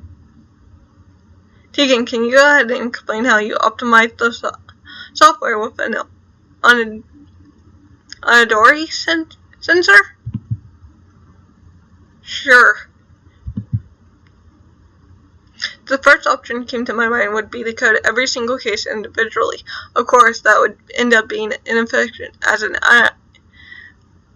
the AI becomes more and more complex. To counter this issue, I've decided to code one single recursive function. The function would act as a feedback loop, constantly feeding data back to the AI's database, allowing it to self-improve on its own. The best part, it only took a couple 100 lines of code. While I wasn't too sure about all the technical aspects of his explanations, it was clear that this feat was considered to be impressive. Tegan, you forgot to mention the part that we added a self-destruct feature just in case the AI started to become too smart.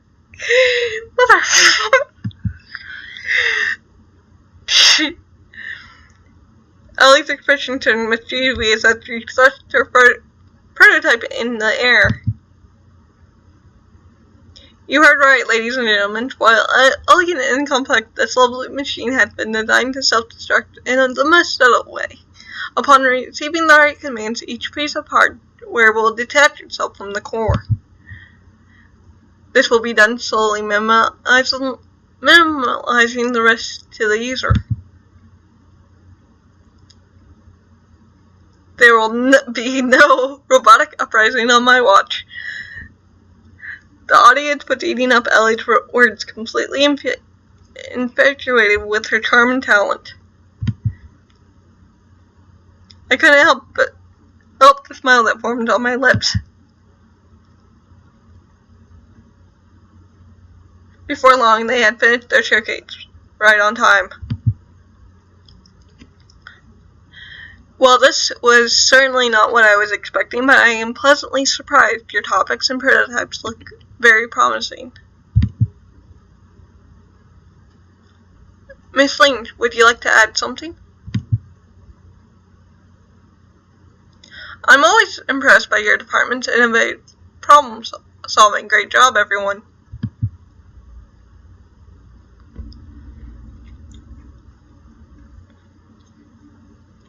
The math was a little too detailed for me to follow, but I appreciate the energy you put into your presentation.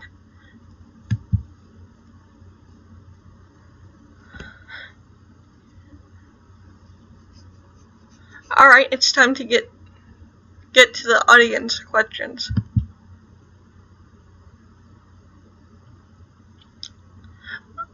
On it, caller 1, you're on the air.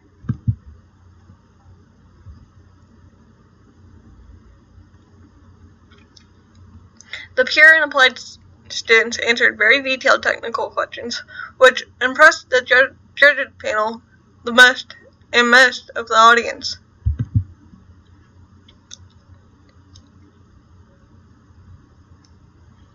They ended up getting most of the big tech universities to get representatives to call, which left them all elated. My tea's not done yet.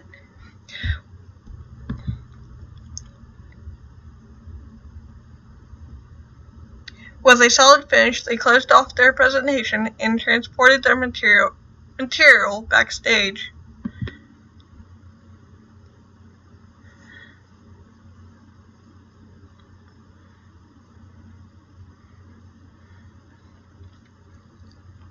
As they cleared the stage, the next department was preparing their entrance.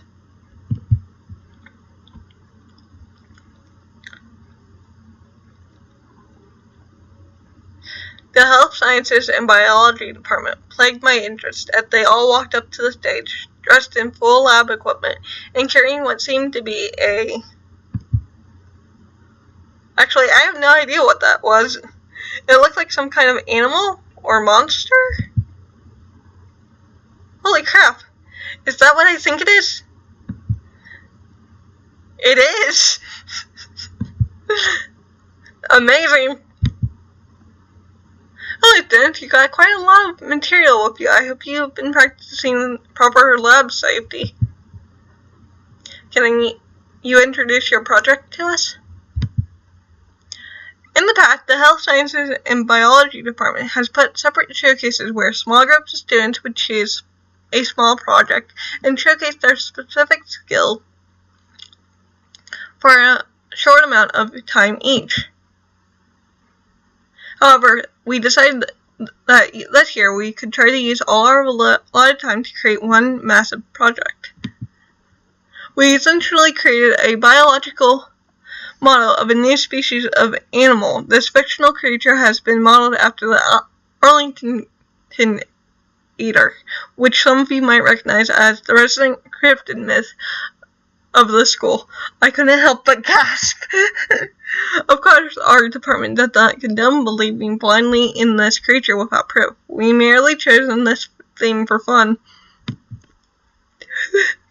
Hopefully this project will allow us to highlight the best of what our department can offer, as it is as comprehensive as our collective skill set.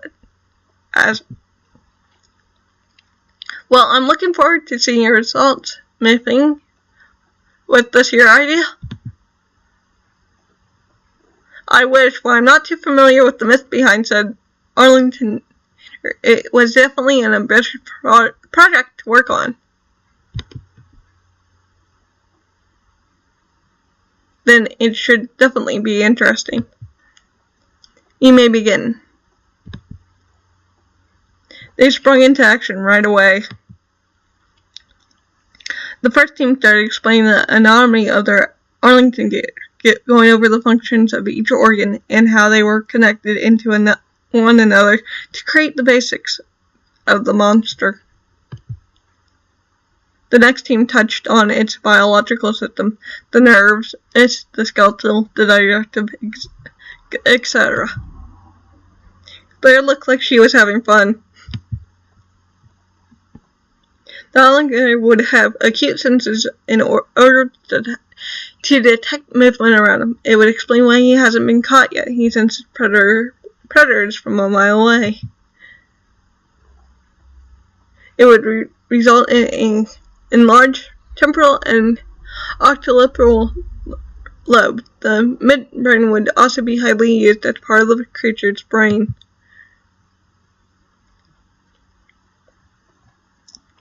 It was a little unsettling to hear Clara talk about the resident cryptic in such a scientific way, but somehow it was also endearing.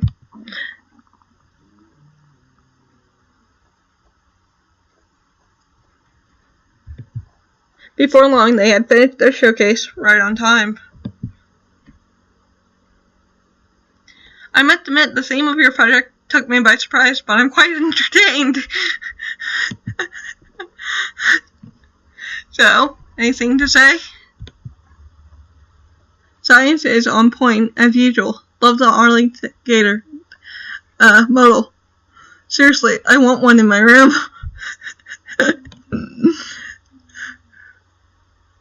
Honey, no.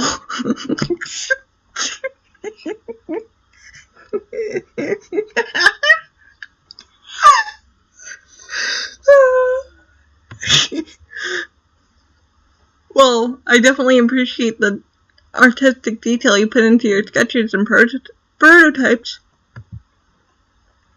I'm not convinced about your lab safety protocols on stage, but I'll give it a pass for today. What the? Alright, Dr. Wu, can you bring up the audience questions? With pleasure. Hello, caller 1. You're on the air. They received mostly technical questions, which seniors happily answered.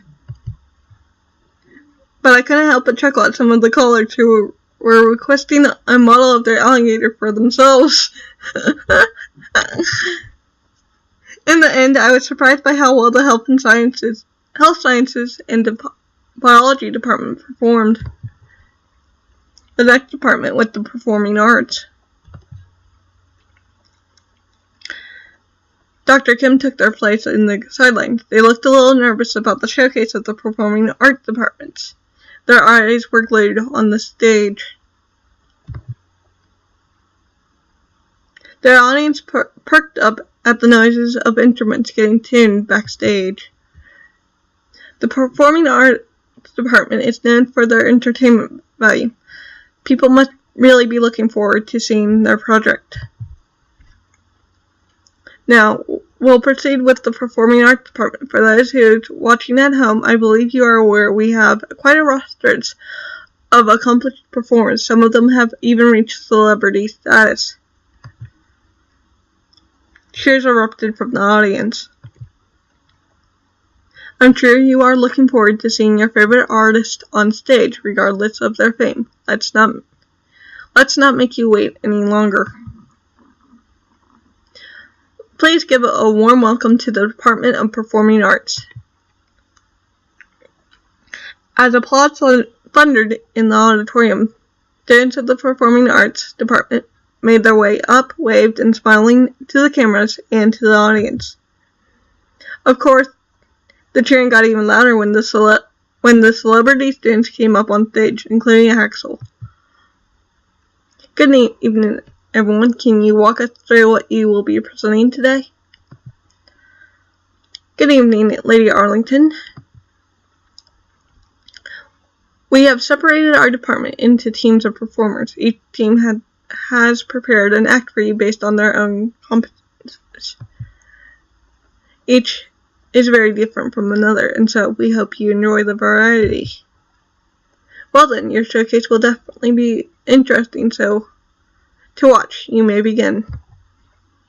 Some of the students on stage gave a signal to the technical crew, and the first team started their presentation. It was a crew of dancers shuffling through several songs, adapting the choreography as they went. They covered pretty much every single style that was taught in Arlington. Even if I wasn't in their department, I could tell that they had an incredible team chemistry as everyone moved together as one unit. Next up were the actors who decided to improvise their act, starting with absolutely no script at all. They changed costumes as their characters changed, never saying no to a new scenario and constantly reinventing their characters. The result was highly entertaining dialogue that made the audience burst out of laughter multiple times. It was fascinating to see how versatile they were. The magicians were next, and oh boy. My ears were not ready for the sheer amount of screaming that happened in the auditorium when Axel stepped in his electronic guitar in hand. Damn, the guy works out.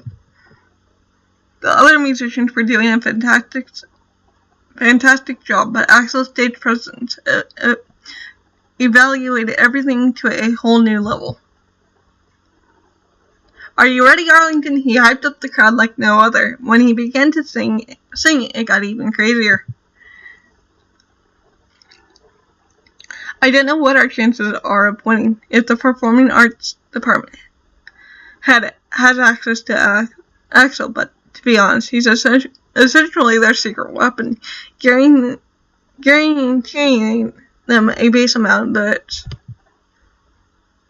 Does that mean I'm attending one of his concerts? Oh, does that mean I'm attending one of his concerts for free? I'm definitely going to brag about it to my friends back home when I go back in the summer.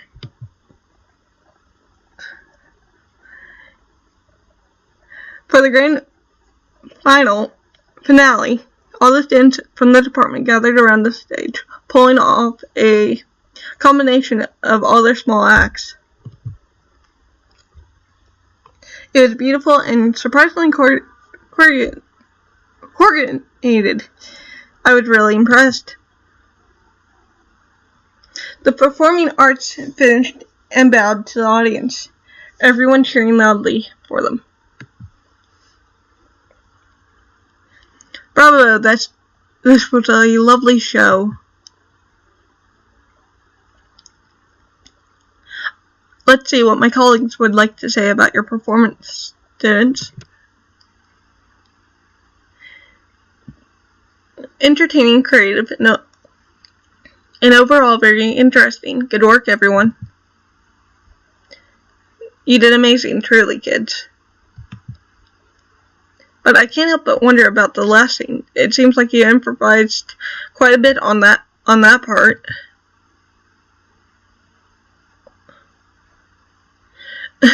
Well, as my lovely spouse always says, Robert, sometimes improvising is better than nothing. Fair point. Alright, Alex, can you bring up the audience questions? With pleasure. Hello, caller 1. You're on the air.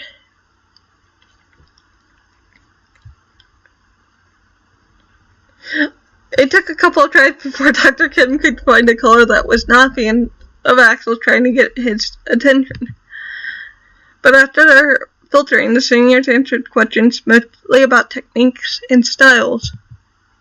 Overall, the Performing Arts Department had nailed their showcase. It wasn't long until students cleared up, making place for the next department showcase.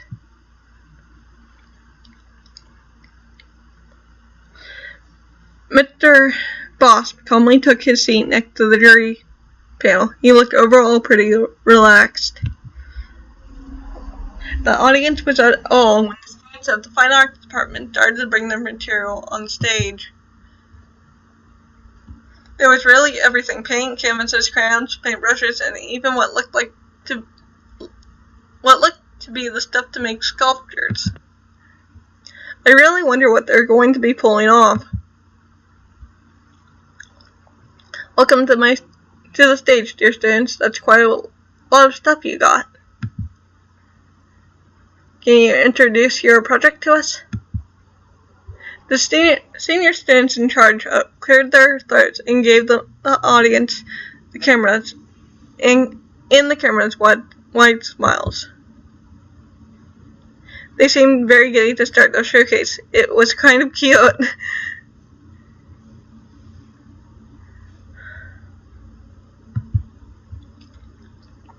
If you don't mind, Lady Arlington, we would like to demonstrate what our project is rather than to explain it. I believe it would take away from that experience to use words. Oh, that's intriguing. Robert, I don't know what you got these kids to do, but they look very eager. I admire that energy. What can I say? We love what we do in the Fine Arts Department. Very well, you may begin whenever you're ready. The seniors nodded to each other and gave hand signals to everyone on stage. Immediately, the department split into multiple teams, and upbeat jazz songs started playing from the speakers as everyone started to grab various materials and prep their working space. I saw Tyler reach out to some of the bigger canvases and some spray paint.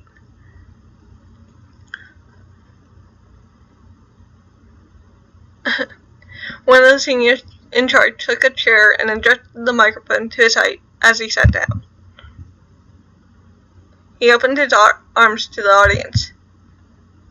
Good evening, everyone. My classmates and I are about to show you that we, in the Fine Art Department, believe that there is an artist inside every one of you.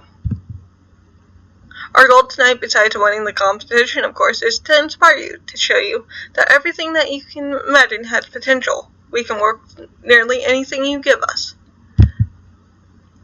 So we would like to involve a bit of the audience participation tonight. A bunch of loud whispers filled the room. The senior student waited until it had mostly calmed down. We want you to think of any word, anything that could be something completely random, just anything that comes to your mind. Once you got one, I'll walk to you and give you the microphone. You will then be able to choose which one of the teams with stage you would like to see execute their rendition of your word, artistically speaking. We only have a half an hour, therefore we won't be able to get to all of you, but I will do my best to cover as many people as possible. Thank you for participating, anyone. I had to admit, it was a brilliant idea to get the audience to participate. The energy in the auditorium really felt like it had reached another level. It only took a few seconds until hands started to fly up everywhere. The camera crew diligently followed the senior student as he climbed down the stage and randomly selected members of the audience. It was interesting that a student was willingly trading off the chance of having their art recognized for being constantly on camera for the entire duration of its showcase. It was cleverly done. I quickly realized that the competition challenge isn't just to provide an excellent showcase of talents in a very small window of time, but also to strategically grab the audience's attention.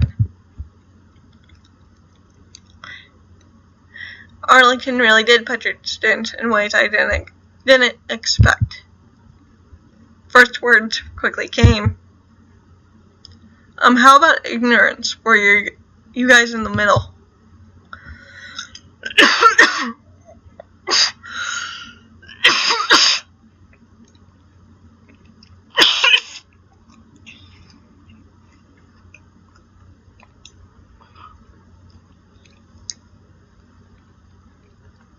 Sorry. Dust.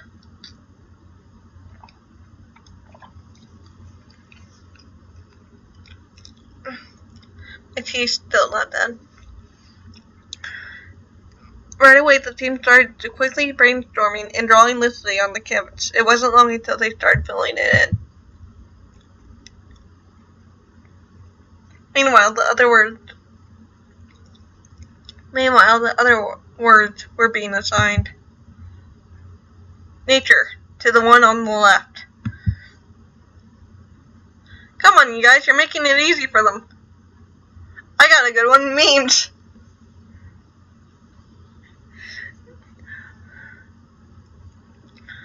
The audience laughed at the suggestion, but the team assigned took it with enthusiasm and immediately started sketching something out together. It wasn't long until the final word was announced. Love, for the last team on the right. That was Tyler's team. But he would have loved to receive the meme one. Nevertheless, he gave a thumbs up and started brainstorming it with his assigned team. Meanwhile, the team that was assigned the first word was finishing up. I was astounded by how fast they had worked. The canvas was about 6 feet long, but the way their styles meshed together was really cool. The style was definitely abstract, but I could piece together the image of a couple of people willingly putting on blindfolds with random darker shapes coming out of their mouths. The team leader grabbed the microphone and gave a rundown of the art piece was supposed to be. We wanted to comment on how ignorance tends to stem from the unwillingness to learn from others, thus the blindfold. The characters are intentionally painted to be looking away from each other to emphasize the lack of open-mindedness. Coming out of their mouths is a bunch of nonsense, essentially, to showcase that nothing concrete or positive usually comes out of willful ignorance. The crowd applauded heavily at their painting, and the canvas team carefully moved the canvas away from the center of the scene to make space for the next team. It only took a couple of minutes for them to finish their art piece. Everybody was stunned by the speed of their work. I could really see how their years of practice helped them develop this kind of quality in such a short amount of time. It was a stunning mix of style, both abstract and realistic. The painting was that of a woman, with her hair being long and spread over all the canvas. Within the hair there was all sorts of leaves, trees, flowers, and even a river flowing. It was really beautiful and mesmerizing. It's a bit self-explanatory, but the woman in the picture basically represents Mother Nature, and her hair is nature. Not quite as elegant as the last team, but I think the painting makes up for it big time. The change in energy in the audience was obvious as the next team got to the center. Of course, people would be excited to see the meme painting. And wow, they didn't disappoint. I wasn't sure how to begin to describe it. It was a mix of so many internet references interwoven into one giant painting that put together created what looked to be a frog on a unicycle. It was cleverly done, and judging by the audience's reaction, the comic aspect was definitely working. Before they could give commentary on their work, Lady Arlington cleared her throat. Forgive me for my lack of knowledge in what teenagers are into these days, but what exactly is that? The team representative flashed a wide smile as he took the microphone and gave her a mischievous look. Lady Arlington, you know we had to do it to him. And just like that, the auditorium exploded into laughter, and Lady Arlington made the most confused look I had ever seen on her.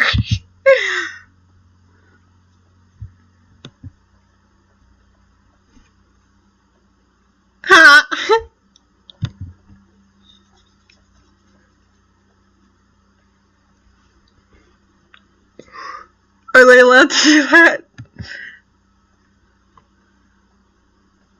Who cares, man? They're trending on nearly all social media platforms. Check it out.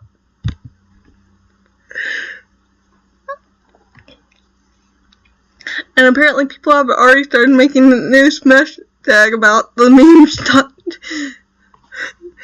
I don't know if that's enough for fine arts departments to win, but it sure left an impact. After that, it was virtually impossible to have the team keep commenting on their art. So the focus quickly moved to the last team, Tyler's team. I was really stunned by his team's rendition of Love.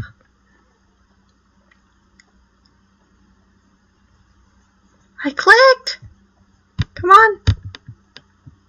Instead of going with a cliche concept, Tyler's team had drawn on an androgynous figure out of shades of reds, blues, and pinks. The figure's arms were connected together in a way that depicted a heart, but in an abstract way.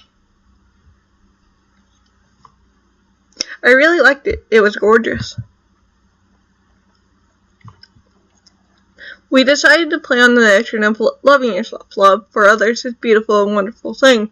In fact, we hesitated on a portrayal of a more romantic love for this piece. However, it is our personal opinion that loving yourself comes before anything else. In order to properly give love to another, you must learn to accept yourself and give yourself the love you deserve. Come on. And so, in this painting, the character uses their arms to connect with themselves, filling their souls with a deep appreciation and care for themselves. I couldn't help but smile at Tyler's explanation. It made me like the art piece even more.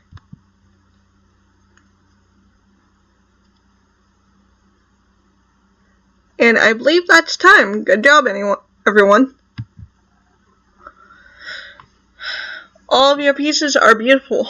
I'm very impressed by your creativity.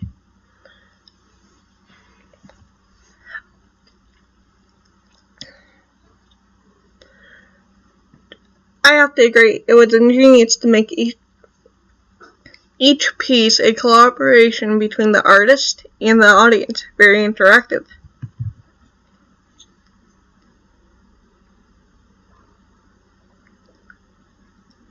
I like the colors. Bob did not look impressed by Coach David's critique, but it made me chuckle. Alright, it's time for audience questions. Robert, you know the drill.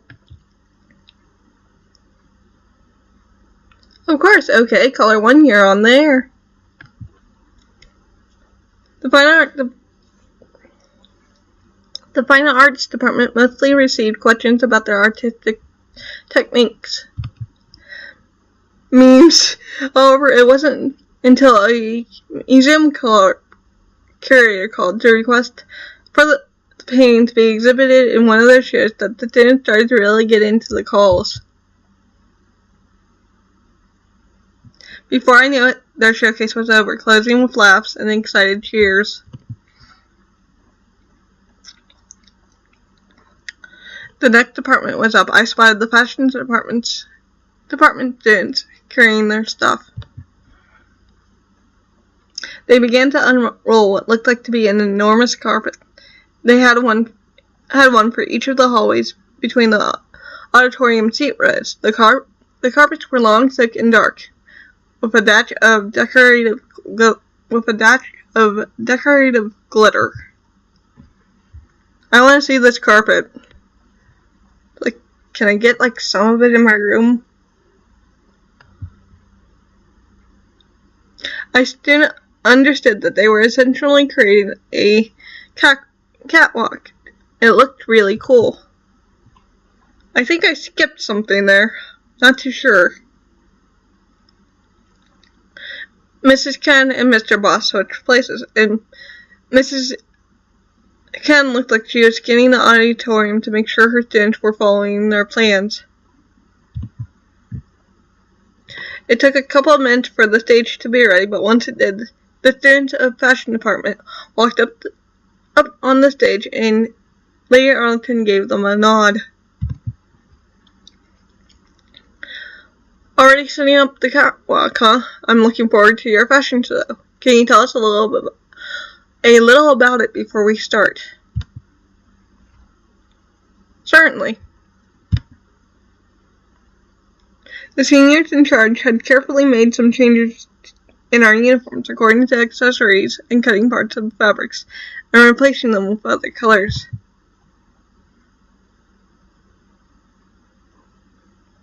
Their uniforms were gorgeous, but I couldn't help but cringe when I remembered Remember that one piece of our uniform can easily cost $300.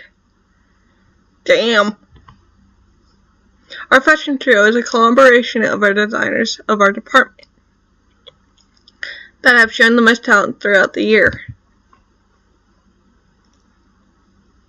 With movement of her arms, the senior motioned for the students behind her. I saw Neha take a step forward, along with 4 other students. Cool! I get to see some of Neha's designs today. She was always so secretive about the contents of her sketchbook. We are going to present you 5 outfits today, each representing a different style. Vintage, urban, casual, athletic, and formal.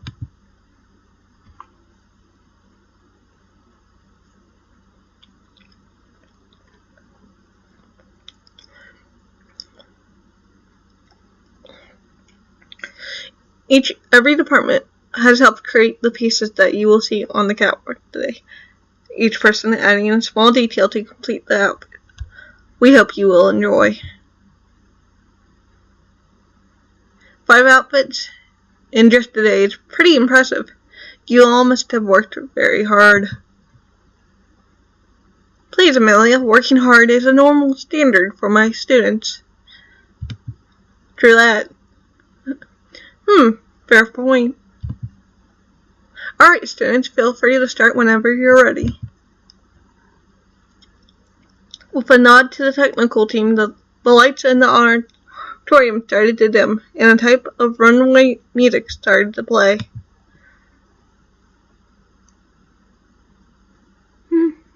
The first models came out from backstage and started to walk. The camera crew skillfully followed them around, making sure they grab a shot from every angle. I was instantly blown away at the vintage style. It was an oversized skirt with long gloves. It definitely felt old school, but somehow the designers managed to make it look modern by using specific fabrics and sewing the materials in unconventional ways. The models made their way up the hallways of the auditorium, professionally stopping at every corner they thought would be the best. I happily indulged in observing the outfits up close. I noticed several of my classmates were taking pictures with their phones, but the models held their poses and seemed completely unbothered. Up close, I could see the fashion department not only worked into making the clothing look flawless, but the models seemed that way also. The makeup and their hair were so perfect that I felt like I was flipping through a magazine. I didn't quite realize how artistically insensitive fashion could be. The music changed into something more upbeat, and the urban style came up next. It was really well done, with every accessory clearly created with different designers, but somehow fitting together really well. The colors used were diverse and harmonious. Holy shit, that jacket slays, I need it.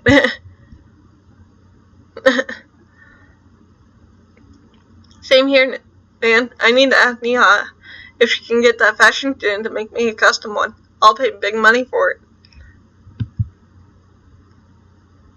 Show off. I don't think I could afford such a jacket, but I would like to have it too. The athletic and casual styles were up, and I must admit I fell completely in love with the casual style. It looked very comfortable, yet super cute. Whoa, that material on that shirt looks like it's super sturdy and aerodynamic. Alistair watched the male model in the athletic style with awe. Want me to get it for you, Al?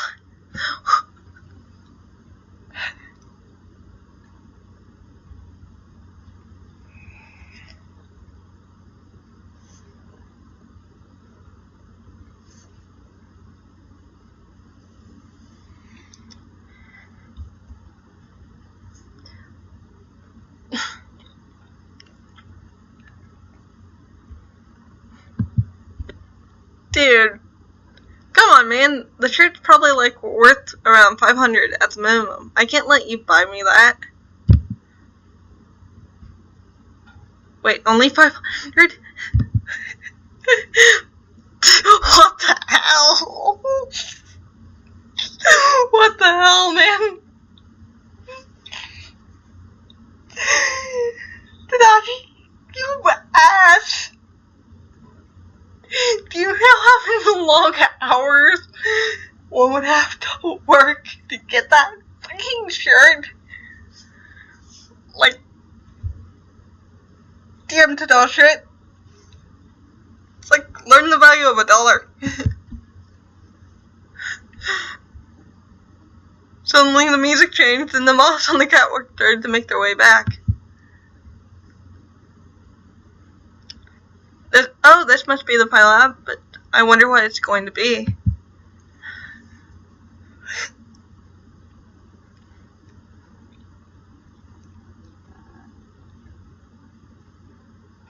Come on, I clicked. Come to think of it, I haven't seen Carlina since the beginning of the showcase. She's going to be the one wearing it. Lighting suddenly changed from an upbeat yellow to a darker shade of blue. And my jaw dropped when I saw the last outfit worn by none other than Carolina. Please tell me they made a spread of this. I want to see it on her. It was a gorgeous navy blue dress with intricate designs on the gown and some kinds of gemstones sprinkled all over. The second layer of the gown was pure white, stretched so long that Carolina had to walk with 4 other models holding the end of the gown behind her. She was also wearing what seemed to be a small diamond choker with matching earrings. The entire auditorium let out a woes and oohs. I can't believe the school even has the budget for something so fancy. Hopefully the designer in charge will get noticed for something because, wow. Carolina looked absolutely stunning in the dress. It was almost like it was made for her, and she knew it. Unlike other models who stayed stock during their walk, I could spot a very small grin on the corner of her lips. She was confident in her walk and in having the time of her life. It wasn't long until Carolina finished her walk and retreated, leaving the audience to end the showcase with a thunderous applause. The 4 designers walked up to the stage and gave a graceful bow together. The rest of the department followed. Fantastic job, everyone. I am very impressed by some of the clothes I've seen. Let's see what my dear colleagues have to say, Murdoch. The fabric seemed very breathable and high quality. Do you have anything to say about the aesthetics, Murdoch? Alright, well, yes, they all are very well done. Good job. What the hell do you expect from him? He's a coach. He's not one who looks at the fashion. I, for one, think you have all outdone yourselves. The outfits were gorgeous. The formal dress was absolutely eternal. I personally changed the color palette of the vintage outfit to give it more of a contemporary vibe, but it was beautiful nonetheless. I would have tweaked the choice of music of the overall showcase, but I agree, you outdone yourselves, students. Alright, let us take the audience questions. Nabila? I'm butchering that name, I know it, I'm sorry. Perfect. Hello, you're on the air. What is your question? Hello, first of all, I would like to ask who was the designer responsible for the formal outfit? Niha, Niha, Niha, Niha. The students on stage immediately shuffled to make space for the designer. Niha, Niha. Niha. Niha, please be Niha, dear God of death. My eyes went wide as Niha stepped forward. That would be me, sir. Well, I knew Niha was talented, but I never imagined she was this good. Though I really should have seen it coming. Carolina being the model and all. Well, young lady, color me impressed. It's rare to see such raw talent. I would like to ask you, how much time did it take you to design this masterpiece? Thank you very much for your kind words. I have to confess, I had this design floating around in my sketchbook for a few months. I kept making alterations to it, but couldn't quite hit the mark. The competition gave me the push I needed to finish the design, and from there on I simply brought it to life with the help of my model. This took around 8 hours of non-stop labor. You wouldn't happen to have your sketchbook close, would you? I actually do. Hold on.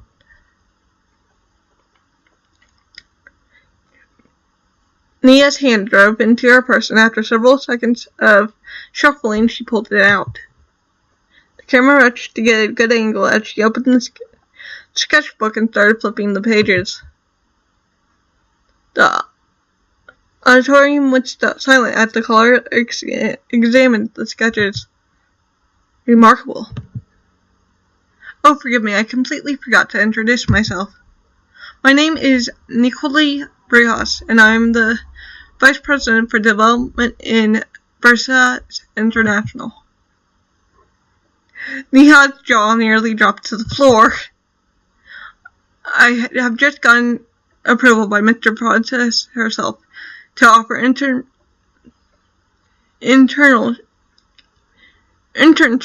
to the most distinguished out of you, and I wanted to give you my personal congratulations. Yes!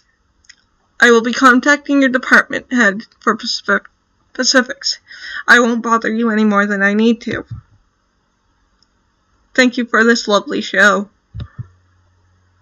The call ended, and Mrs. Khan took some more audience questions, despite having visibly overjoyed by the news they had just received. The fashion department answered them all with ease. They finished their showcase strongly. The fashion department was clearing the way away the stage, setting the scene for the next showcase. The lights suddenly changed once everything was set, giving entrance to the athletics department.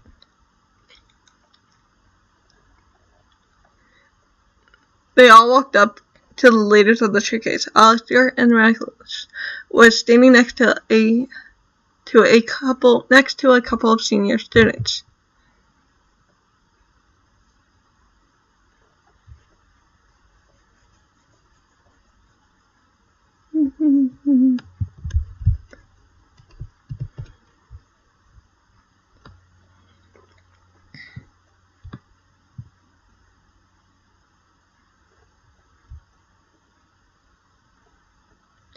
All of them were wearing their athletic wear, making me wonder what they would be doing. My eyes stared over all the athletics members until I noticed Coach Davis giving them a thumbs up and an encouraging smile. I could only look at him in shock. This was the first time I've ever seen him so calm and not looking mad like usual.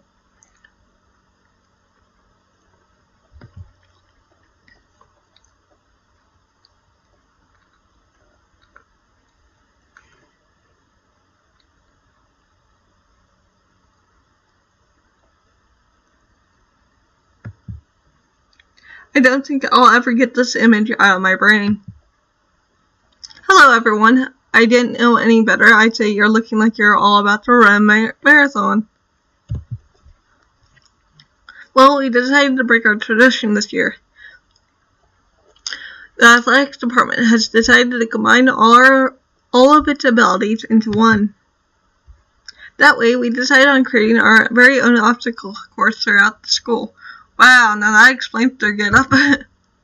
We've taken inspiration from both Olympic team event and the parkour community. Hopefully, this project will allow us to highlight the best of what our department can offer, as it is as comprehensive as our collective skill set. Wow, that's quite an endeavor. I didn't know you had it in you, Murdoch. I don't. My students came up with the idea all on their own. I was just supervising and making sure what they were doing was safe and legal.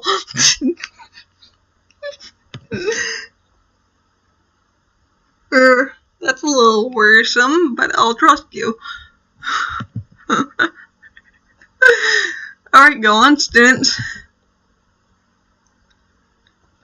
All of them gave each other a nod and got into position. On your marks, get ready, set. Whoa, hold on a minute. I watched them with eyes as they overwhelmed me, and I couldn't wait to see what they had prepared. Go. All at once, the first members of the team bolted, running straight out the auditorium and into the hallway, and everyone in the audience gasped. Camera crew, follow them. Shots of all four teams appeared on the big screen. I couldn't take my eyes off the screen as I watched the first runners of the teams passing their flag to the second members. Suddenly, the blonde head on the screen caught my eye. Alistair.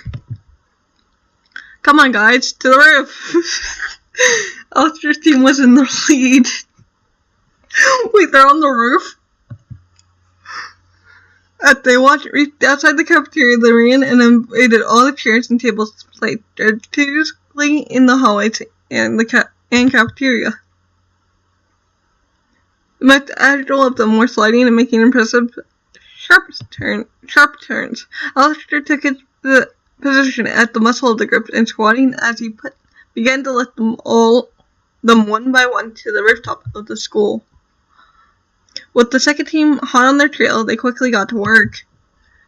The strongest of their team helped them carry the objects they needed to clear this part of the obstacle course, and the archers quickly aimed their bullseyes on the targets and set them up for them. After completing all the tasks, they jumped off the rooftop and onto a gym mattress. Unsurprisingly, the gymnasts were doing flips. Alistair jumped less gracefully, but he was okay despite the wonky landing. The last one of them landed on the ground and made a run for the gym, not looking back. But as they were approaching the end of the race, one of Al's teammates fell. Oh no, did she hurt herself?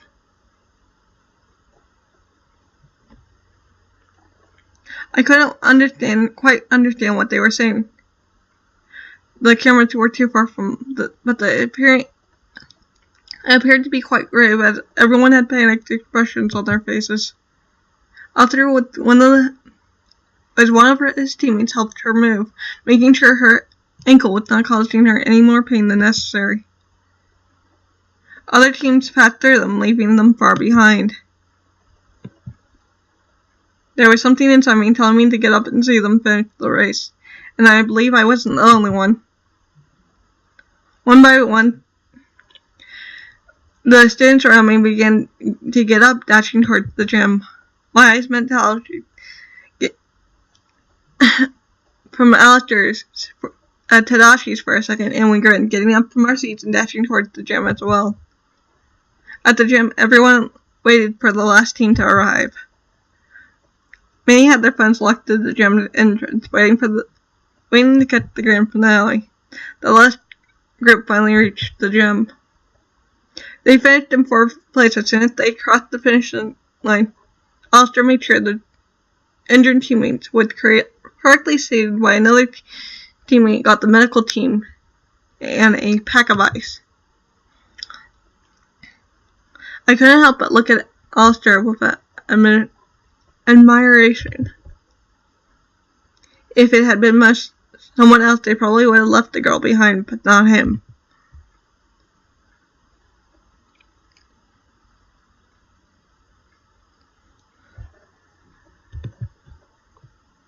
Al did everything he could to bring all his teammates to the finishing line, even if it came at the cost of losing and not showing off the full percentage of his skills.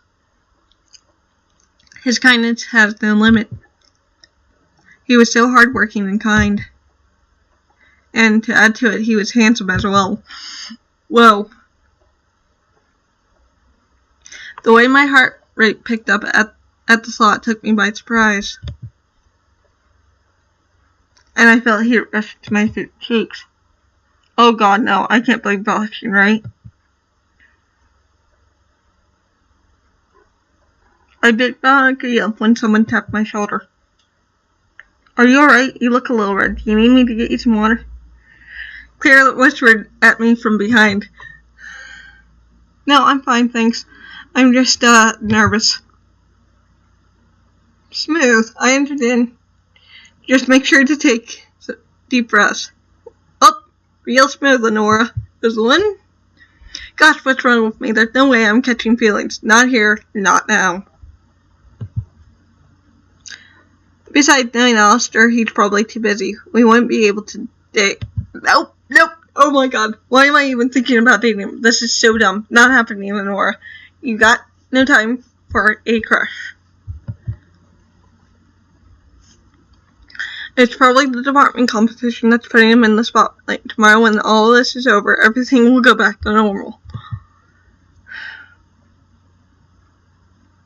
Got slower, and I let my mind go blank. There, alright, I'm good. Lady Arlington grabbed the microphone and cleared her throat, bringing the attention back to the panel of judges, who was sitting on the bleachers. Well, that was unexpected, but I must admit it was quite entertaining. You were definitely been creative with the layout of the school, and while doing so without my permission would have been grounds for detention in normal circumstances, I'm going to let it fly for now. Dr. Kim, do you have any comments on the showcase of our school's athletes? Ambitious, I like it. There's nothing more entertaining than an active performance with a touch of competitive spirit. Dance by, I deeply admire the extent of the skills and marvel at what the human body can do with proper athletic training. This was a little reckless. I enjoyed the thrill nonetheless. I gotta admit, I never quite got the appeal of watching sports, but now I kinda do. Fantastic, Murdoch. Here to lead the audience question. Alright, caller number 1, you're on there. That was wicked, man. I can't believe this kids literally does parkour. Why, mine makes us run laps around the gym like losers. Oh my god. What's your question? Oh, nothing. I just wanted to say you all slay and I'm very for you. Peace. What the fuck?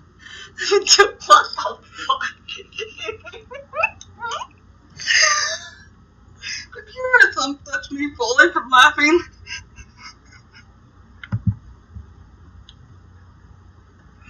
After getting several calls of that nature, the seniors responded to a couple of genuine questions about the logistics and obstacle course.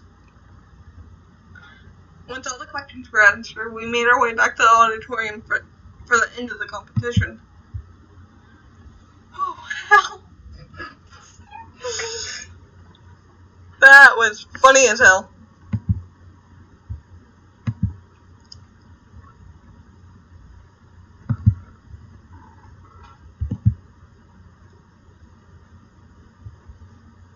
Auditorium.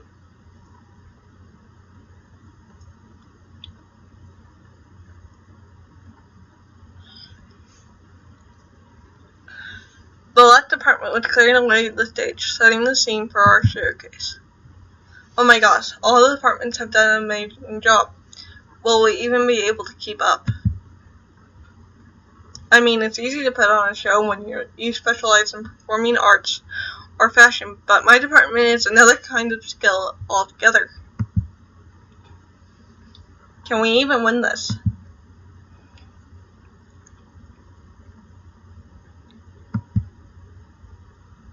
Come on, Nor. Then we need to go. I gave him a nod and followed him backstage. I walked to take my place behind the curtain. I couldn't help but give one last look at the audience before our showcase. Bad idea. Bad idea.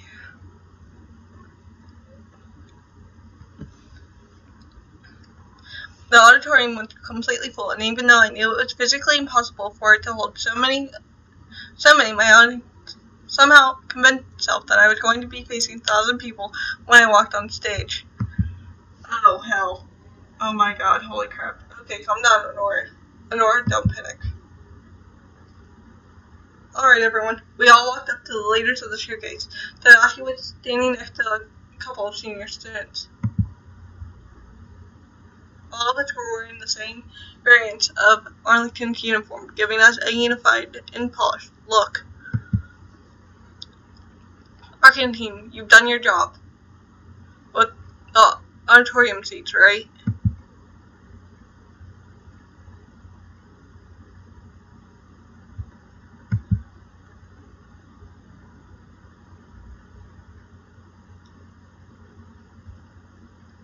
It's all ready to go. Perfect, take it away, Maya. We directed our attention towards the senior student in charge. Okay, everyone, remember, this is a team effort. Whatever your part is in this project, make sure you build on what your team has put forward.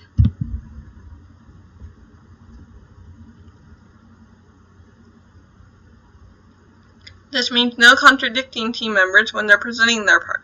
This is especially important for you, freshmen. This might very easily cost us the competition. No rookie mistakes allowed.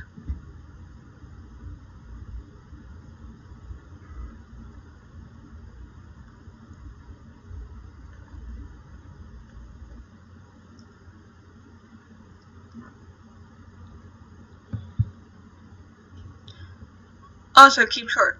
Always use numbers to back up your theories. And for the love of God, stay humble when asked a question from the audience. We aren't arrogant college frat boys with a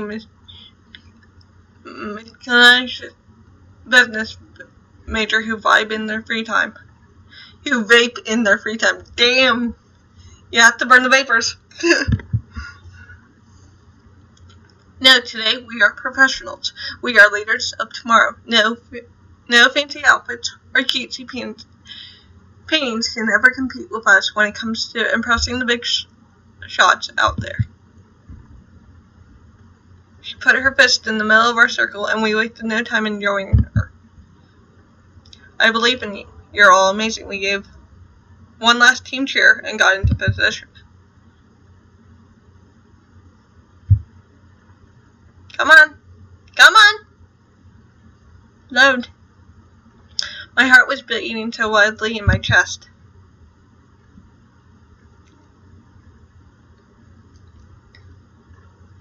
I felt a few eyes fall on me. After all, I don't think the department has ever done something like this before as a showcase. It was my idea to create a society from scratch. I can't even begin to imagine how nervous everyone must be right now to execute a completely new idea. God, Honora, why couldn't you just have shut up and accepted the case-solving project instead? Because it would have showcased everyone. That's why. Time to go, everyone. Get on stage. Next. My team and I got in line, and I tried to keep a calm expression as I faced the judges and the audience. Tried. Lady Arlington gave us a smile from the front row. She seemed to be confident in our abilities. Does she smile? Is that a smile?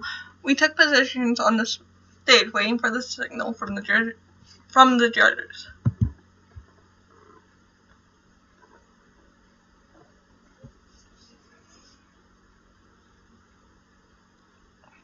I tried to keep still, but my body couldn't help but shake lightly at the pressure.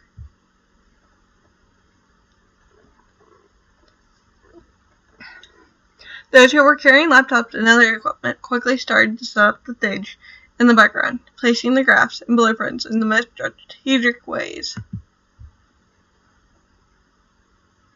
Oh, it seems like Dr. Lee is taking over the hosting for her. Meanwhile, the senior students in charge took their positions at the center of the stage. Hello, everyone. You all look very sharp. Love the whole uniform coordination. Now, what is it that you will be presenting to us today? Well, we decided to break our tradition this year. The senior student gave me a smile and walked towards me. Wait, what? Oh my god, oh my god, oh my! This year's showcase was an idea that was put forward by one of our new students. You might recognize this person as well. Arlington's sweetheart. I swore I could feel the soul leave my body for a split second. I whispered frankly, "What are you doing?" Trust me, you'll be fine. If I faint, I'm blaming this one. Honora Rosalind, would you like to tell everyone what our project will be? And just like that, my heart sank because I tried as hard as I could not to lose my mind as I grabbed for the microphone. I attempted to smile at the judges and hoped it looked somewhat natural. Just as you all may know, the Business, Commerce, and Politics is the biggest department in the academy. It has students from a wide array of different skills. This is why we decided that our project would be to create a model for a new society, tackling everything from the political system to the culture. I heard loud gasps from the audience, but I wasn't too sure if it was positive or negative. Hopefully, this project will allow us to hone the best of what our department can offer, as it is as comprehensive as our collective skill set. Thank you. Oh my god, why is my voice cracking so much? As I handed it back to the leader of the showcase. Thank you, Honora Rosalind. Wow, that's quite an ambitious endeavor, Amelia. You told us your department was doing business cases this year. What prompted this last-minute change? We were, but I encouraged my students to innovate just as much as you do, though. My students were able to recognize the potential of this idea in particular, and so did I. Alright, go on, students. Now, as Honora mentioned, this was a very comprehensive project. Therefore, we have taken the time to write all the relevant details down for you in our report. If you are an audience member, you may find copies of the report under your seat.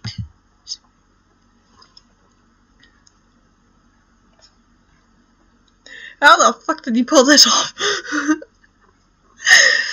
Holy shit. It's like, I know this person isn't me, but I'm shaking like a leaf. Small surprised whispers spread around the people who started checking underneath their seats all at once. For all you watching at home, we will display the ink where you can read the report right here. She gestured to her right, where I assumed the pop-up of the link would be added to Arlington's technical team. We sincerely hope our social model is up to your standards. Please feel free to contact any one of us individually, as well as our department's head, Lady Arlington. I thought that said the corrected again. Oh my god. Arlington, if you have any suggestions on how to improve our presentations, we would be honored to have your feedback. You will find all our business cards at the last page of the report. I don't have a business card.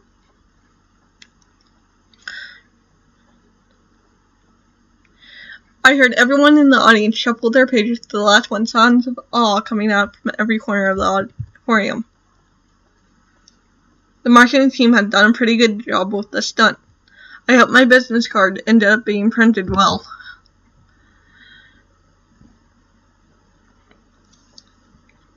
Impressive, I can see that your marketing teams have thought this through. The graphics on these business cards are very appealing, though I will admit there are some are lacking originality. Well, I'm a lot more interested in your presentation than numbers. You may begin. With one final nod, the senior students got into position, and one wave of the clicker, the presentation was on the big screen.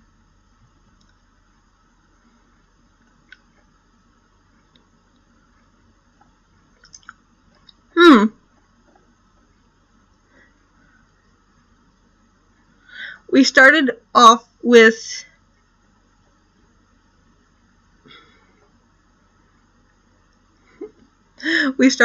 my specializations. Didn't think this far ahead, honestly.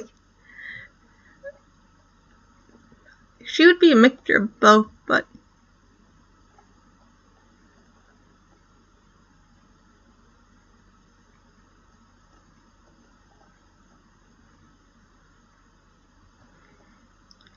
we started off with my specialization, culture and human behavior. Social norms and culture cannot be underestimated. If we want to build a well-functioning and sustainable country, we need to ensure that citizens are happy, productive, and have the mindsets they need to thrive. We want our country to feel free of oppressive laws and structures. Intuitions would be focused around equality and opportunity for all. I passed the microphone to my teammate. We have assumed a diverse population, similar to that of current-day United States. We wanted to strike the perfect balance between embracing a person's individuality and ensuring collective harmony. This is our plan to achieve that balance. We went on to the more detailed explanations for a couple of minutes. With that, we passed the microphone on to our colleagues who were more in-depth on the political system of our society. We handed the microphone and clicker to the next team, who started off their part of the presentation. Everyone went through their part of the project. As soon as it was Tadashi's part, he was in charge of presenting the structure and financial markets. Alright, this is probably the part where might end up scaring some of you. The stock market isn't a topic most people choose during a family dinner, but it's important.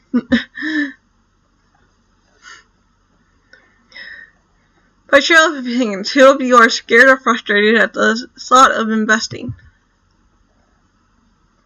A very large portion of the auditorium raised their hands. I thought so. And you know what? It's not completely your fault. We live in a society that glorifies Wall Street and billionaires. For the average person, this world just seems unattainable, and for some, it is. But my team and I have a passion for finance, and we thought through problems with the current financial system. I don't want to feed you any fluff. These are going to be controversial, but our department as a whole believes it's best to tackle the problems head on. Let's get started, shall we? He slipped into his role pretty well, and I don't know this. If I didn't know this was a competition, I would have believed he was the real deal. We approached the end of our showcase. I took a moment to gauge the audience reactions. Our showcase wasn't the most active one, but I was pleased to see that people were still paying attention. And in all, we finished our presentation just in time. Thank you, students, for a really impressive presentation. You gotta make this your department's project for next year's competition, Amelia. I will consider. Well, esteemed colleagues, want to weigh in? I'm impressed. Business and politics are subjects I am in no way, shape, or form skilled in, but you managed to keep my attention for most of your allotted time. You gave us a comprehensive analysis. This project really did wonders to showcase your strengths. I have to agree, your showcase was engaging and professional, though I believe some of you could work on your presentation skills a little. Yeah, me! Thank you for your inputs. I'm sure it would go over them with my students. Let's get the audience questions, shall we? Tech team, please put the first caller on the air. A man probably in his early 50s was broadcast on the screen. I let out a gasp when I realized who it was. Good evening. For those who don't know me, allow me to introduce myself. I'm Gilroy Bates. I am the CEO and chairman of Microsoft Inc. Why isn't that Nobody in the room could contain their shock. It was one thing to take a question from the audience. It was something else entirely to be speaking to one of the richest people on the planet. It took a couple of seconds for my brain to register that this was truly happening. First of all, I would like to say I am beyond impressed by your skills. So young, yet so much smarter than a lot of people I know. The audience laughed. However, I have one question. Who was in charge for the statistics of interest rates? We all allowed our classmate to take his position in the center of the stage. His hands were shaking heavily, and he took Yes, Mr. Bates? Young man, I'm a little confused about the data used. You see, the graph makes it look like the interest rates of the unit have been raised dramatically since 2004. However, I believe the increments have been y-axis used are only about 0.2%. While your point still stands, don't you think a graph is a little misleading? In fact, a better question for me to ask would be, how would your fictional society be able to handle communicating to its population if you, the leaders of such society, cannot handle such a simple array of data? I felt my stomach sink and panic start to engulf me.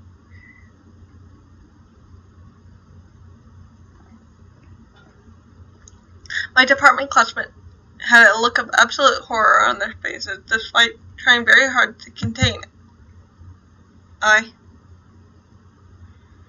It looked like he was about to break down. Oh, no. We were all completely done for. There was no way we would be able to come back from such a shutdown.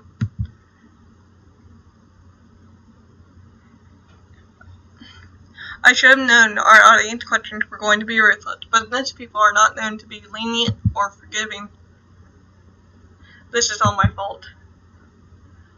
If I didn't insist on going with the rescue project, we wouldn't have been forced to create something out of our comfort zone. The risk of this happening would have been much lower. All this hard work was going to go down the drain just because of one stupid mistake. Oh. I can't think like this. This competition isn't over yet. It was my idea to go with a more risky project, so it was up to me to take responsibility. I need to think of it fast. Taking responsibility.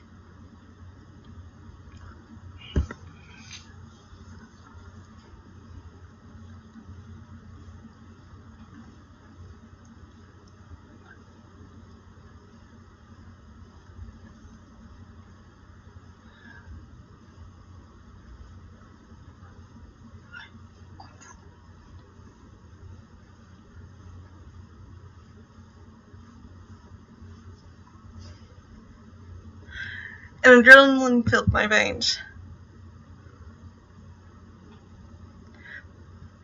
It was risky, but it was worth a shot. After all, we had nothing left to lose. Ignoring the looks I was getting from my teammates, Darren's hand. If that's okay with you, Mr. Bates, I would like to help my colleague answer this question. He is a freshman and rather inexperienced. It's alright. I'm curious. Go ahead. I made sure to weigh my words carefully. I think you raise a great point. I believe that someone like you, who is in charge of such a large and powerful organ, must know the importance of effective communication. However, mistakes will be made, and so we believe that it's equally important for leaders of this world to genuinely admit to their mistakes and to propose action to rectify their wrongdoings. That is why we like to apologize for this mishap. I won't give any excuses. In fact, there's none. The fact is that one of us manipulated this data in order to make his point more attractive. This leads to an inherent bias and a lack of neutrality in an issue that needs to be open to interpretation and a debate.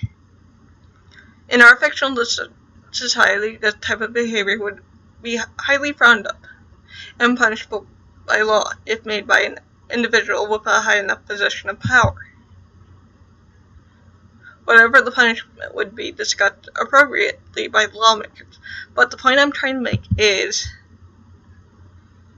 we don't want to give any excuses. And we will take responsibility for our failures.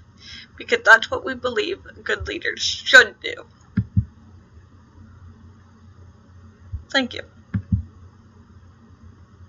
He looked like he was about to pass out. Oh my god, someone give this poor... The rest of my classmates stared at me, stunned, and the entire auditorium was dead silent. Lady Arlington... Oh, I just fucked up! This scholar just fucked up big time! Damn! More tense than I have ever seen her before. I really hope this works. Please, please work.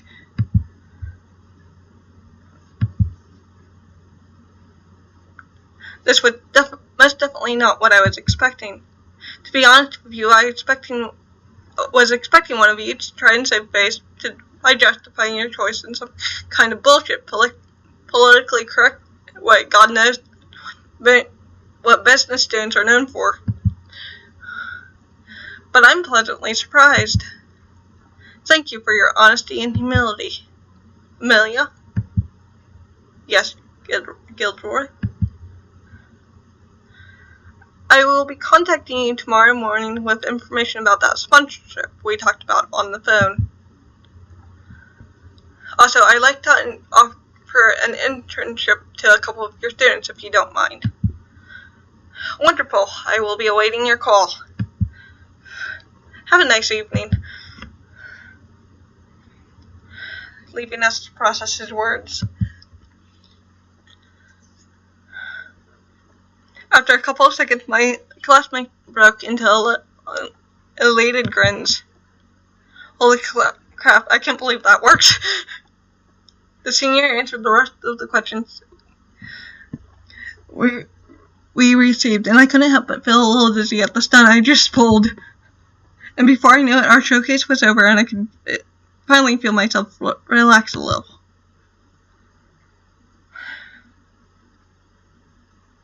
Come on. Come on. Come on. Change. Change. Change. And ladies and gentlemen, that was the final showcase of the evening. Let's give a big round of applause to all of the departments. I felt a big weight being lifted off my shoulders. Now it's time for the voting to begin, and suddenly the pressure was back on. All the pressure was back. You have 20 minutes to cast your votes. Remember, you want to vote for your favorite department and your favorite students, as we will be distributing separate prizes to the winners. head on to Arlington Academy edu/vote and cast your votes. All individuals are allowed one vote, only one vote per category. We will be back after the break to announce the winners. Thank you all for watching. We will see you shortly. Holy shit. I'm shaking like a freezing chihuahua. We waited a few seconds till we were officially off the air. All hell broke loose in the auditorium. Just when I thought I couldn't get any more stressed, the competition proved me wrong again. Everyone around me looked so tense from being on the edge of either passing out, vomiting, or both.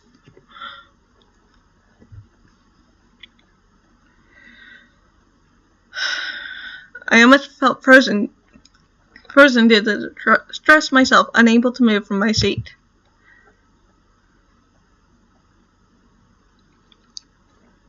The next 20 minutes felt like an eternity where I was forced to endure the suspense. Despite my many attempts to calm my nerves, my body kept shaking. But the feeling only got intensely as Lady A gestured for the camera crew to put them back on air. Oh God. Good evening, everyone, and welcome back to Arlington's Academy Department competition. This is the moment you've all been waiting for. We've complied your votes, and we are ready to announce the winners of this year's competition. Before we go, I would like to give my colleagues an opportunity to give their thoughts on the competition. I'll leave the floor open. I'll go first! I like to say I'm very proud of all of you. This competition was no joke, and it's beyond impressive to see how much you guys accomplished in the last 24 hours. Bravo. I second that statement. You've shown a lot of creativity, and the amount of potential in this year's cohort simply astounds me. Yes, a lot of creative geniuses in all this school department. I'm looking forward to seeing more of it. We'll make sure to push you towards your goals. You're hard-working kids. I'm very proud of all of you. Take care of yourselves, no matter what result this competition turns out to be. Thank you, esteemed colleagues. And now, let's not make you wait any longer. The auditorium was now dead silent. God, I'm shaking and I'm not even... The winner of this year's department competition is... I heard myself take a sharp intake of breath. Make sure you breathe. Make sure you breathe. It's the Business, Commerce, and Political Department. Yes!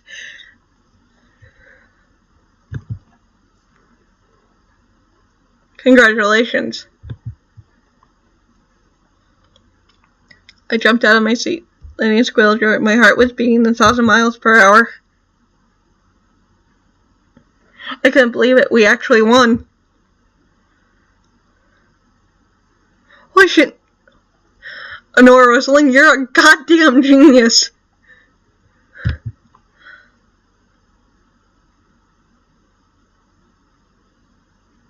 You unlocked a new achievement. Go to your dorm and click on the book to check it out.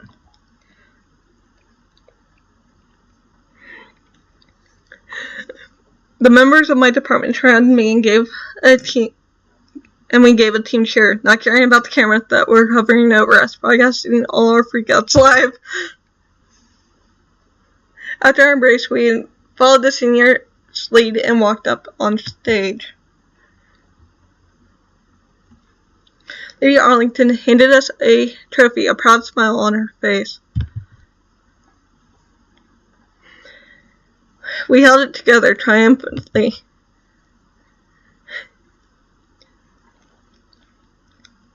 The euphoria I felt was unlike any other. It was cathartic. All this hard work and risk taken, they didn't go to waste.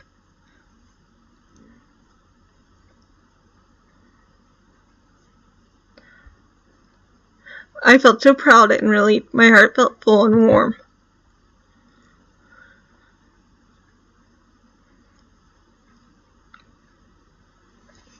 From the stage, I spotted some of my friends in the audience. They looked genuinely happy for us.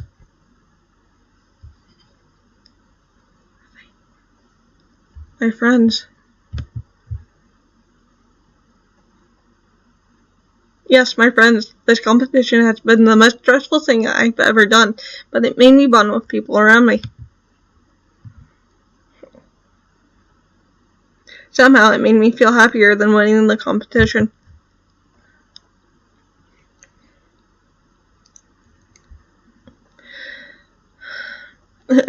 My department and I walked off the stage and went back to our seats. I still felt giddy.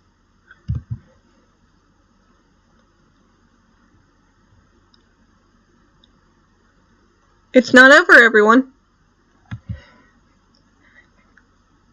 Votes are in. Here in my hand are the winners of the individual prize. My interest was piqued, though I highly doubted making it into the top 3 anymore. The stunt I had pulled to save my department was enough to disqualify me. Oh well, it was nice while it lasted. Without further ado, here are your final top 3. Lady A opened the envelope, sending the entire auditorium in yet another tense silence. In third place, we have, of course, Arlington Sweetheart. I felt my heart stop. Motherfucker.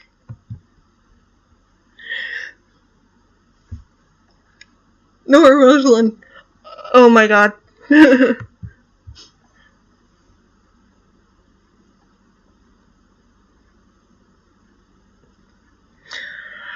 My legs managed to lift me up. Halfway across, had I noticed the amount of care on my fit face. Shit. Holy crap.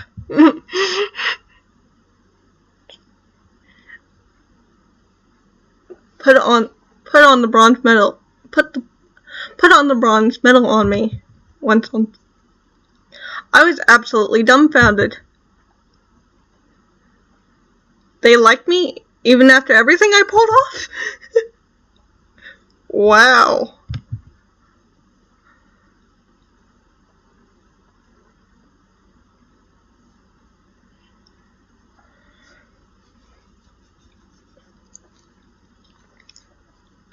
Second place, we have my department's very own Tadashi Nako.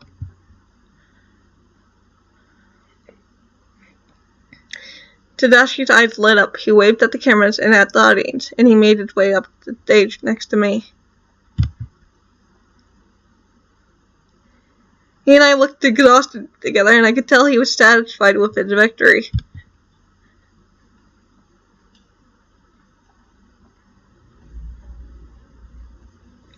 Who the hell's in first?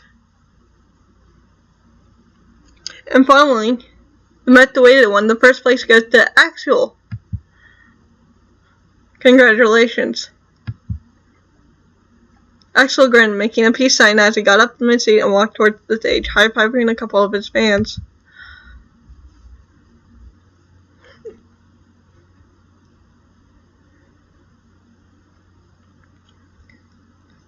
As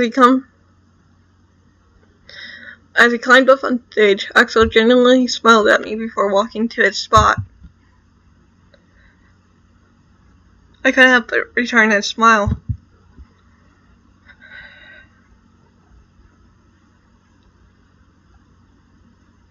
A big applause to our winners. Loud claps were heard, some screams of Axel's fans mixed in between, trying to get his attention. Holy shit, we received medals in accordance to our place and then posed for pictures. Flashes were thrown at us in a couple of minutes before we could finally leave.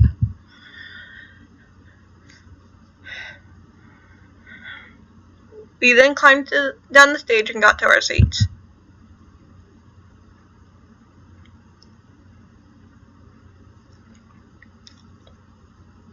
Some of my teammates congratulated me before Lady Arlington began speaking once again.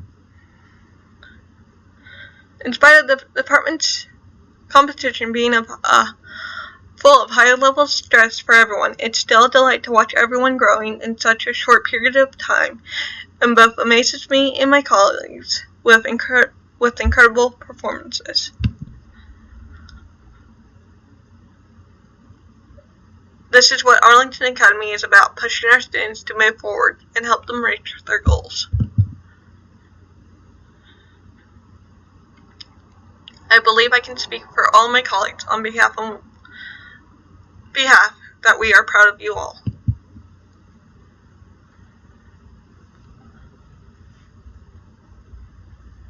And now, as we have come to an end, I would like to thank the public at home for their incredible aid.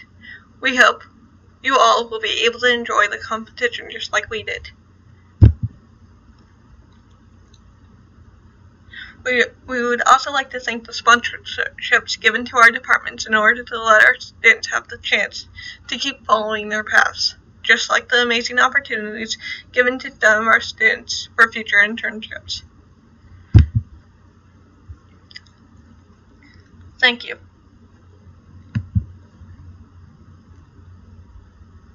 And with this, we come to an end. Thank you, everyone, for joining our annual department's competition, making it better and better by each year. My colleagues and I will be taking questions regarding the competition from now on.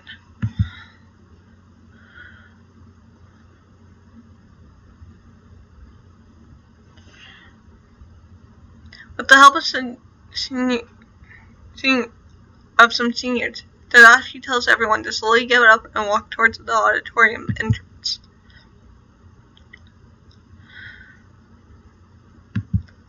Third hallway. I followed everyone, and once outside the auditorium, reality finally hits me.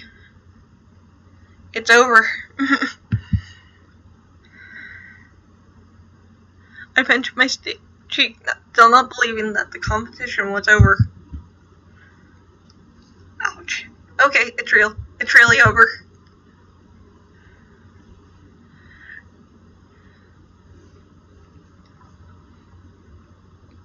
I couldn't help myself from taking a deep breath as I began to relax.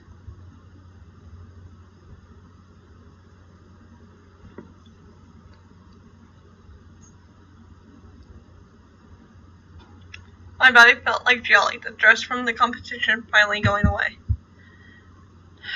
This was insane. Suddenly, someone bumped against me.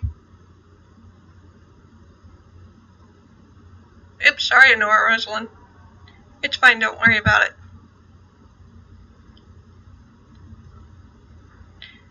The student apologized once again and ran towards their friends.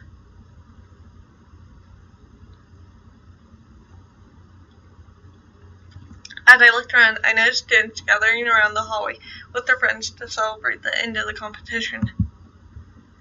I'm amazed on how everyone else still had enough energy to celebrate.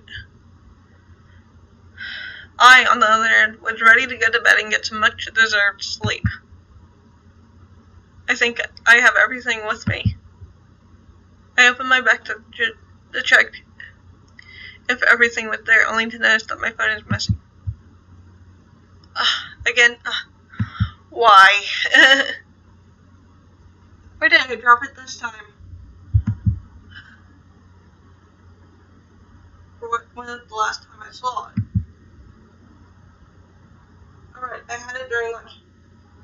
I might have forgotten it at the cafeteria. After that, I don't remember having it. Yeah, I probably left it at the cafeteria. I just hope that it's still there. Try to find your phone. Second hallway. Cafeteria.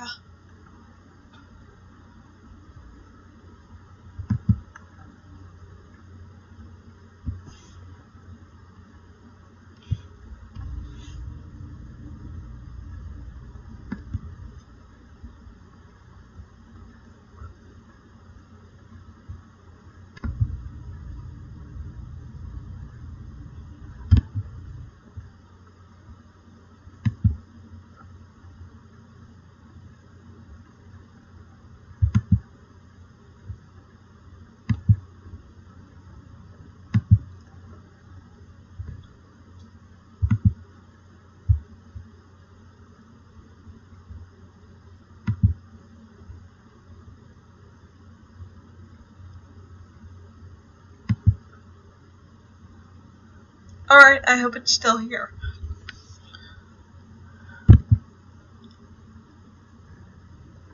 I went back to the table where I sat during lunch, but it wasn't there. Somehow my phone had completely disappeared. Where is it?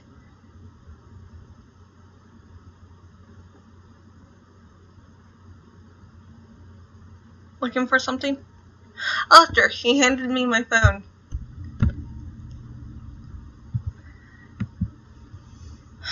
Thank you, I thought I was losing my mind searching for that thing.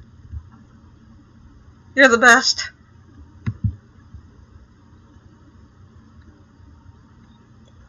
Well, is it me or is Alistair looking a little red suddenly? It's probably the lighting. The sun's about to set. So what are you doing there? Don't you want to join the others in celebrating the end of the competition? No, I've had enough of the competition. Ha! I didn't peg you as an antisocial. Whoa, no. Not what I meant. I just...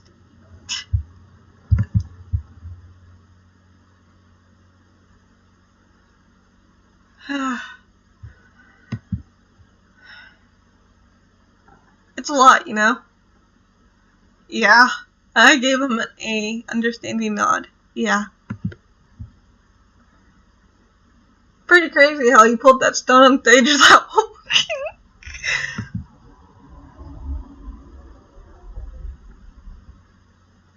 I didn't think I did anything particularly grand. I just tried my best to help out. I couldn't let everyone's hard work go to waste just because of a small mistake. Though, for all I knew, I could have made the situation even worse. I doubt that. You were able to improvise really well up there. It was really impressive, with the audience being really big and all.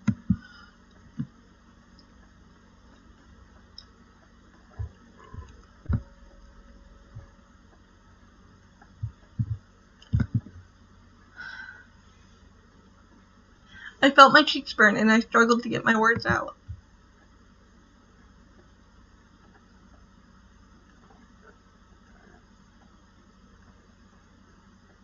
I'll stop. You're going to make me blush. Good, you deserve the praise. You never do stop being a ray of sunshine, do you? Always at your service. Next. We smiled at each other and kept the conversation going for a while.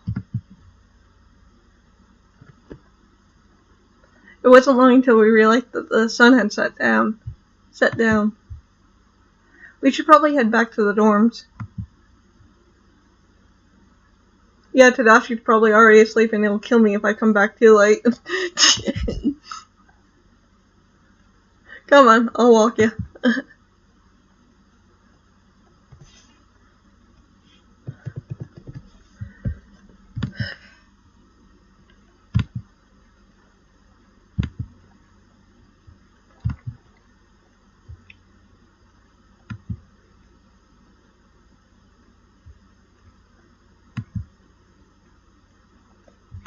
dorm hallway. Why did I suddenly feel so nervous? God, I don't even know what to say. We were having such a good time together. I don't want it to end. Come on, Nora. Rosalind, think of something.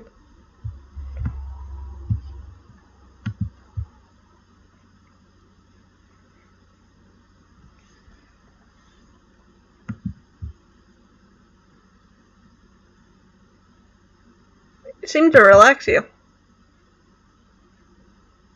You're sweet, but I really think I should hit the stack. Morning classes may be canceled, but morning practice ain't. Ha! Well, I'm not going to hold you back any longer. Thanks for hanging out with me. Axel gave me a warm smile before walking back to his dorm. Isn't that supposed to be dorm? Well, it rhymed. Before closing his door, he looked back at me. Congrats again for winning third place. Third place in Nora, Rosalind. I knew you would make it. And one last grin, he closed the door. Okay, so I'm allowed to go to bed, right?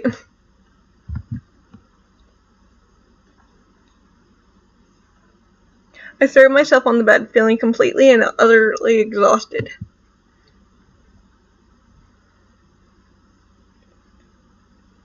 But I couldn't help the smile that formed on my lips. Never in my wildest dreams did I imagine things would turn out like this. I actually managed to do good in the department competition. Better than good, actually.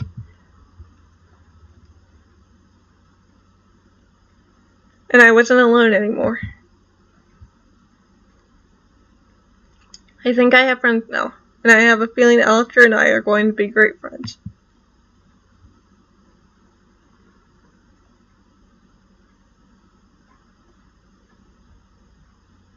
My heart skipped a beat at the thought. No, Honora. Stop thinking about him that way. He's a friend. I took a moment to let Alistair slip out of my mind and breathe a sigh. I felt a peace of mind that I haven't felt in a long time, and my heart felt inexplicably full. Maybe things are going to be okay after all. End of chapter. Holy shit. And I still have 30 energy to go. Knock knock. Huh? Who could be knocking this late? A little irritated, I opened the door.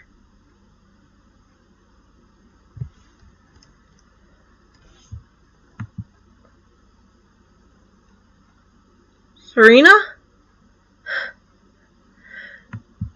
Hey.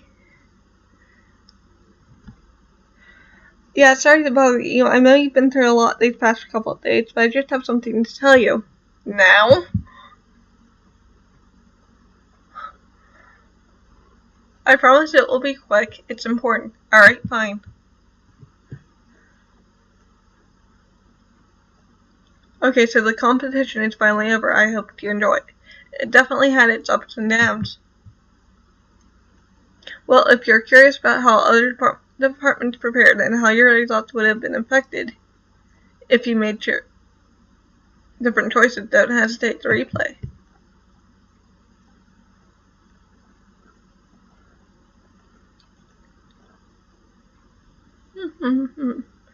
If you replay Chapter 4, you can make a choice between choosing a risky project and the safe project again. This choice will be carried over forward to Chapter 5. Of course, for that to happen, you need to make sure you chose the short story replay, not a fun replay.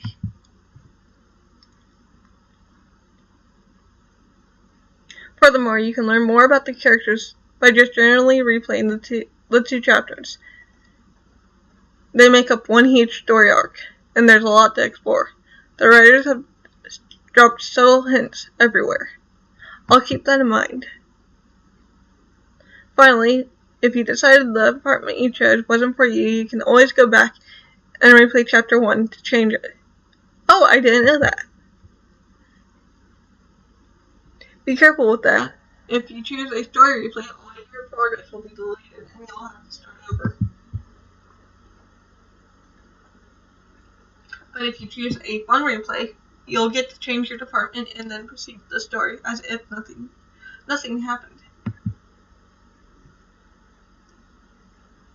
So here's my recommendation. If you want to change your department and replay the department competition arc, replay chapter 0 as fun replay and then replay chapter 4 as a story replay. Was that clear, or do you need me to repeat?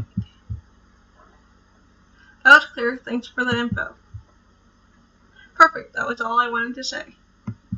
Next. Please get some rest. Tomorrow is a new day. I'll be here for you if you need anything. Thanks, Serena. Alright. Now, actually, the end of the chapter. See you in chapter 6. Real end of the chapter.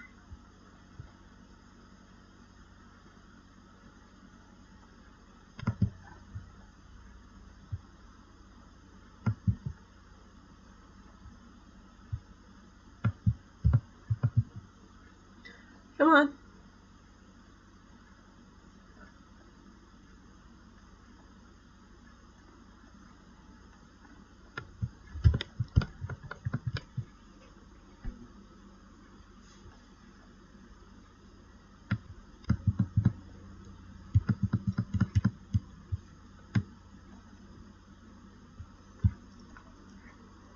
Now she's at 25 and you're at 25.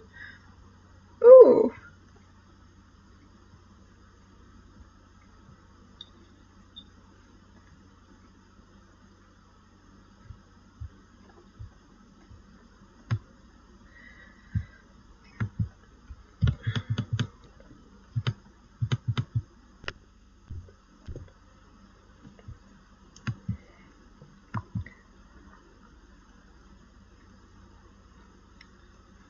I'm having a hard time ending the game, like the chapters.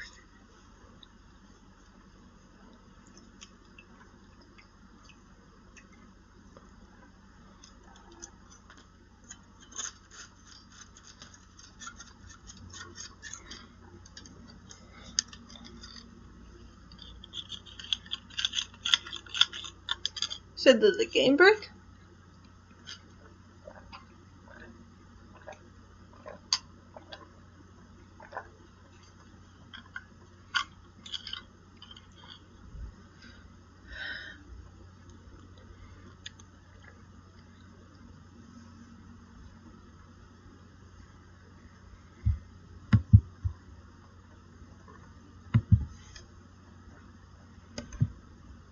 And that was chapter 5. And I still have 29 energy, so that's good. At least I'm not starting with 0. So with that, this is Geeky Dragon signing off.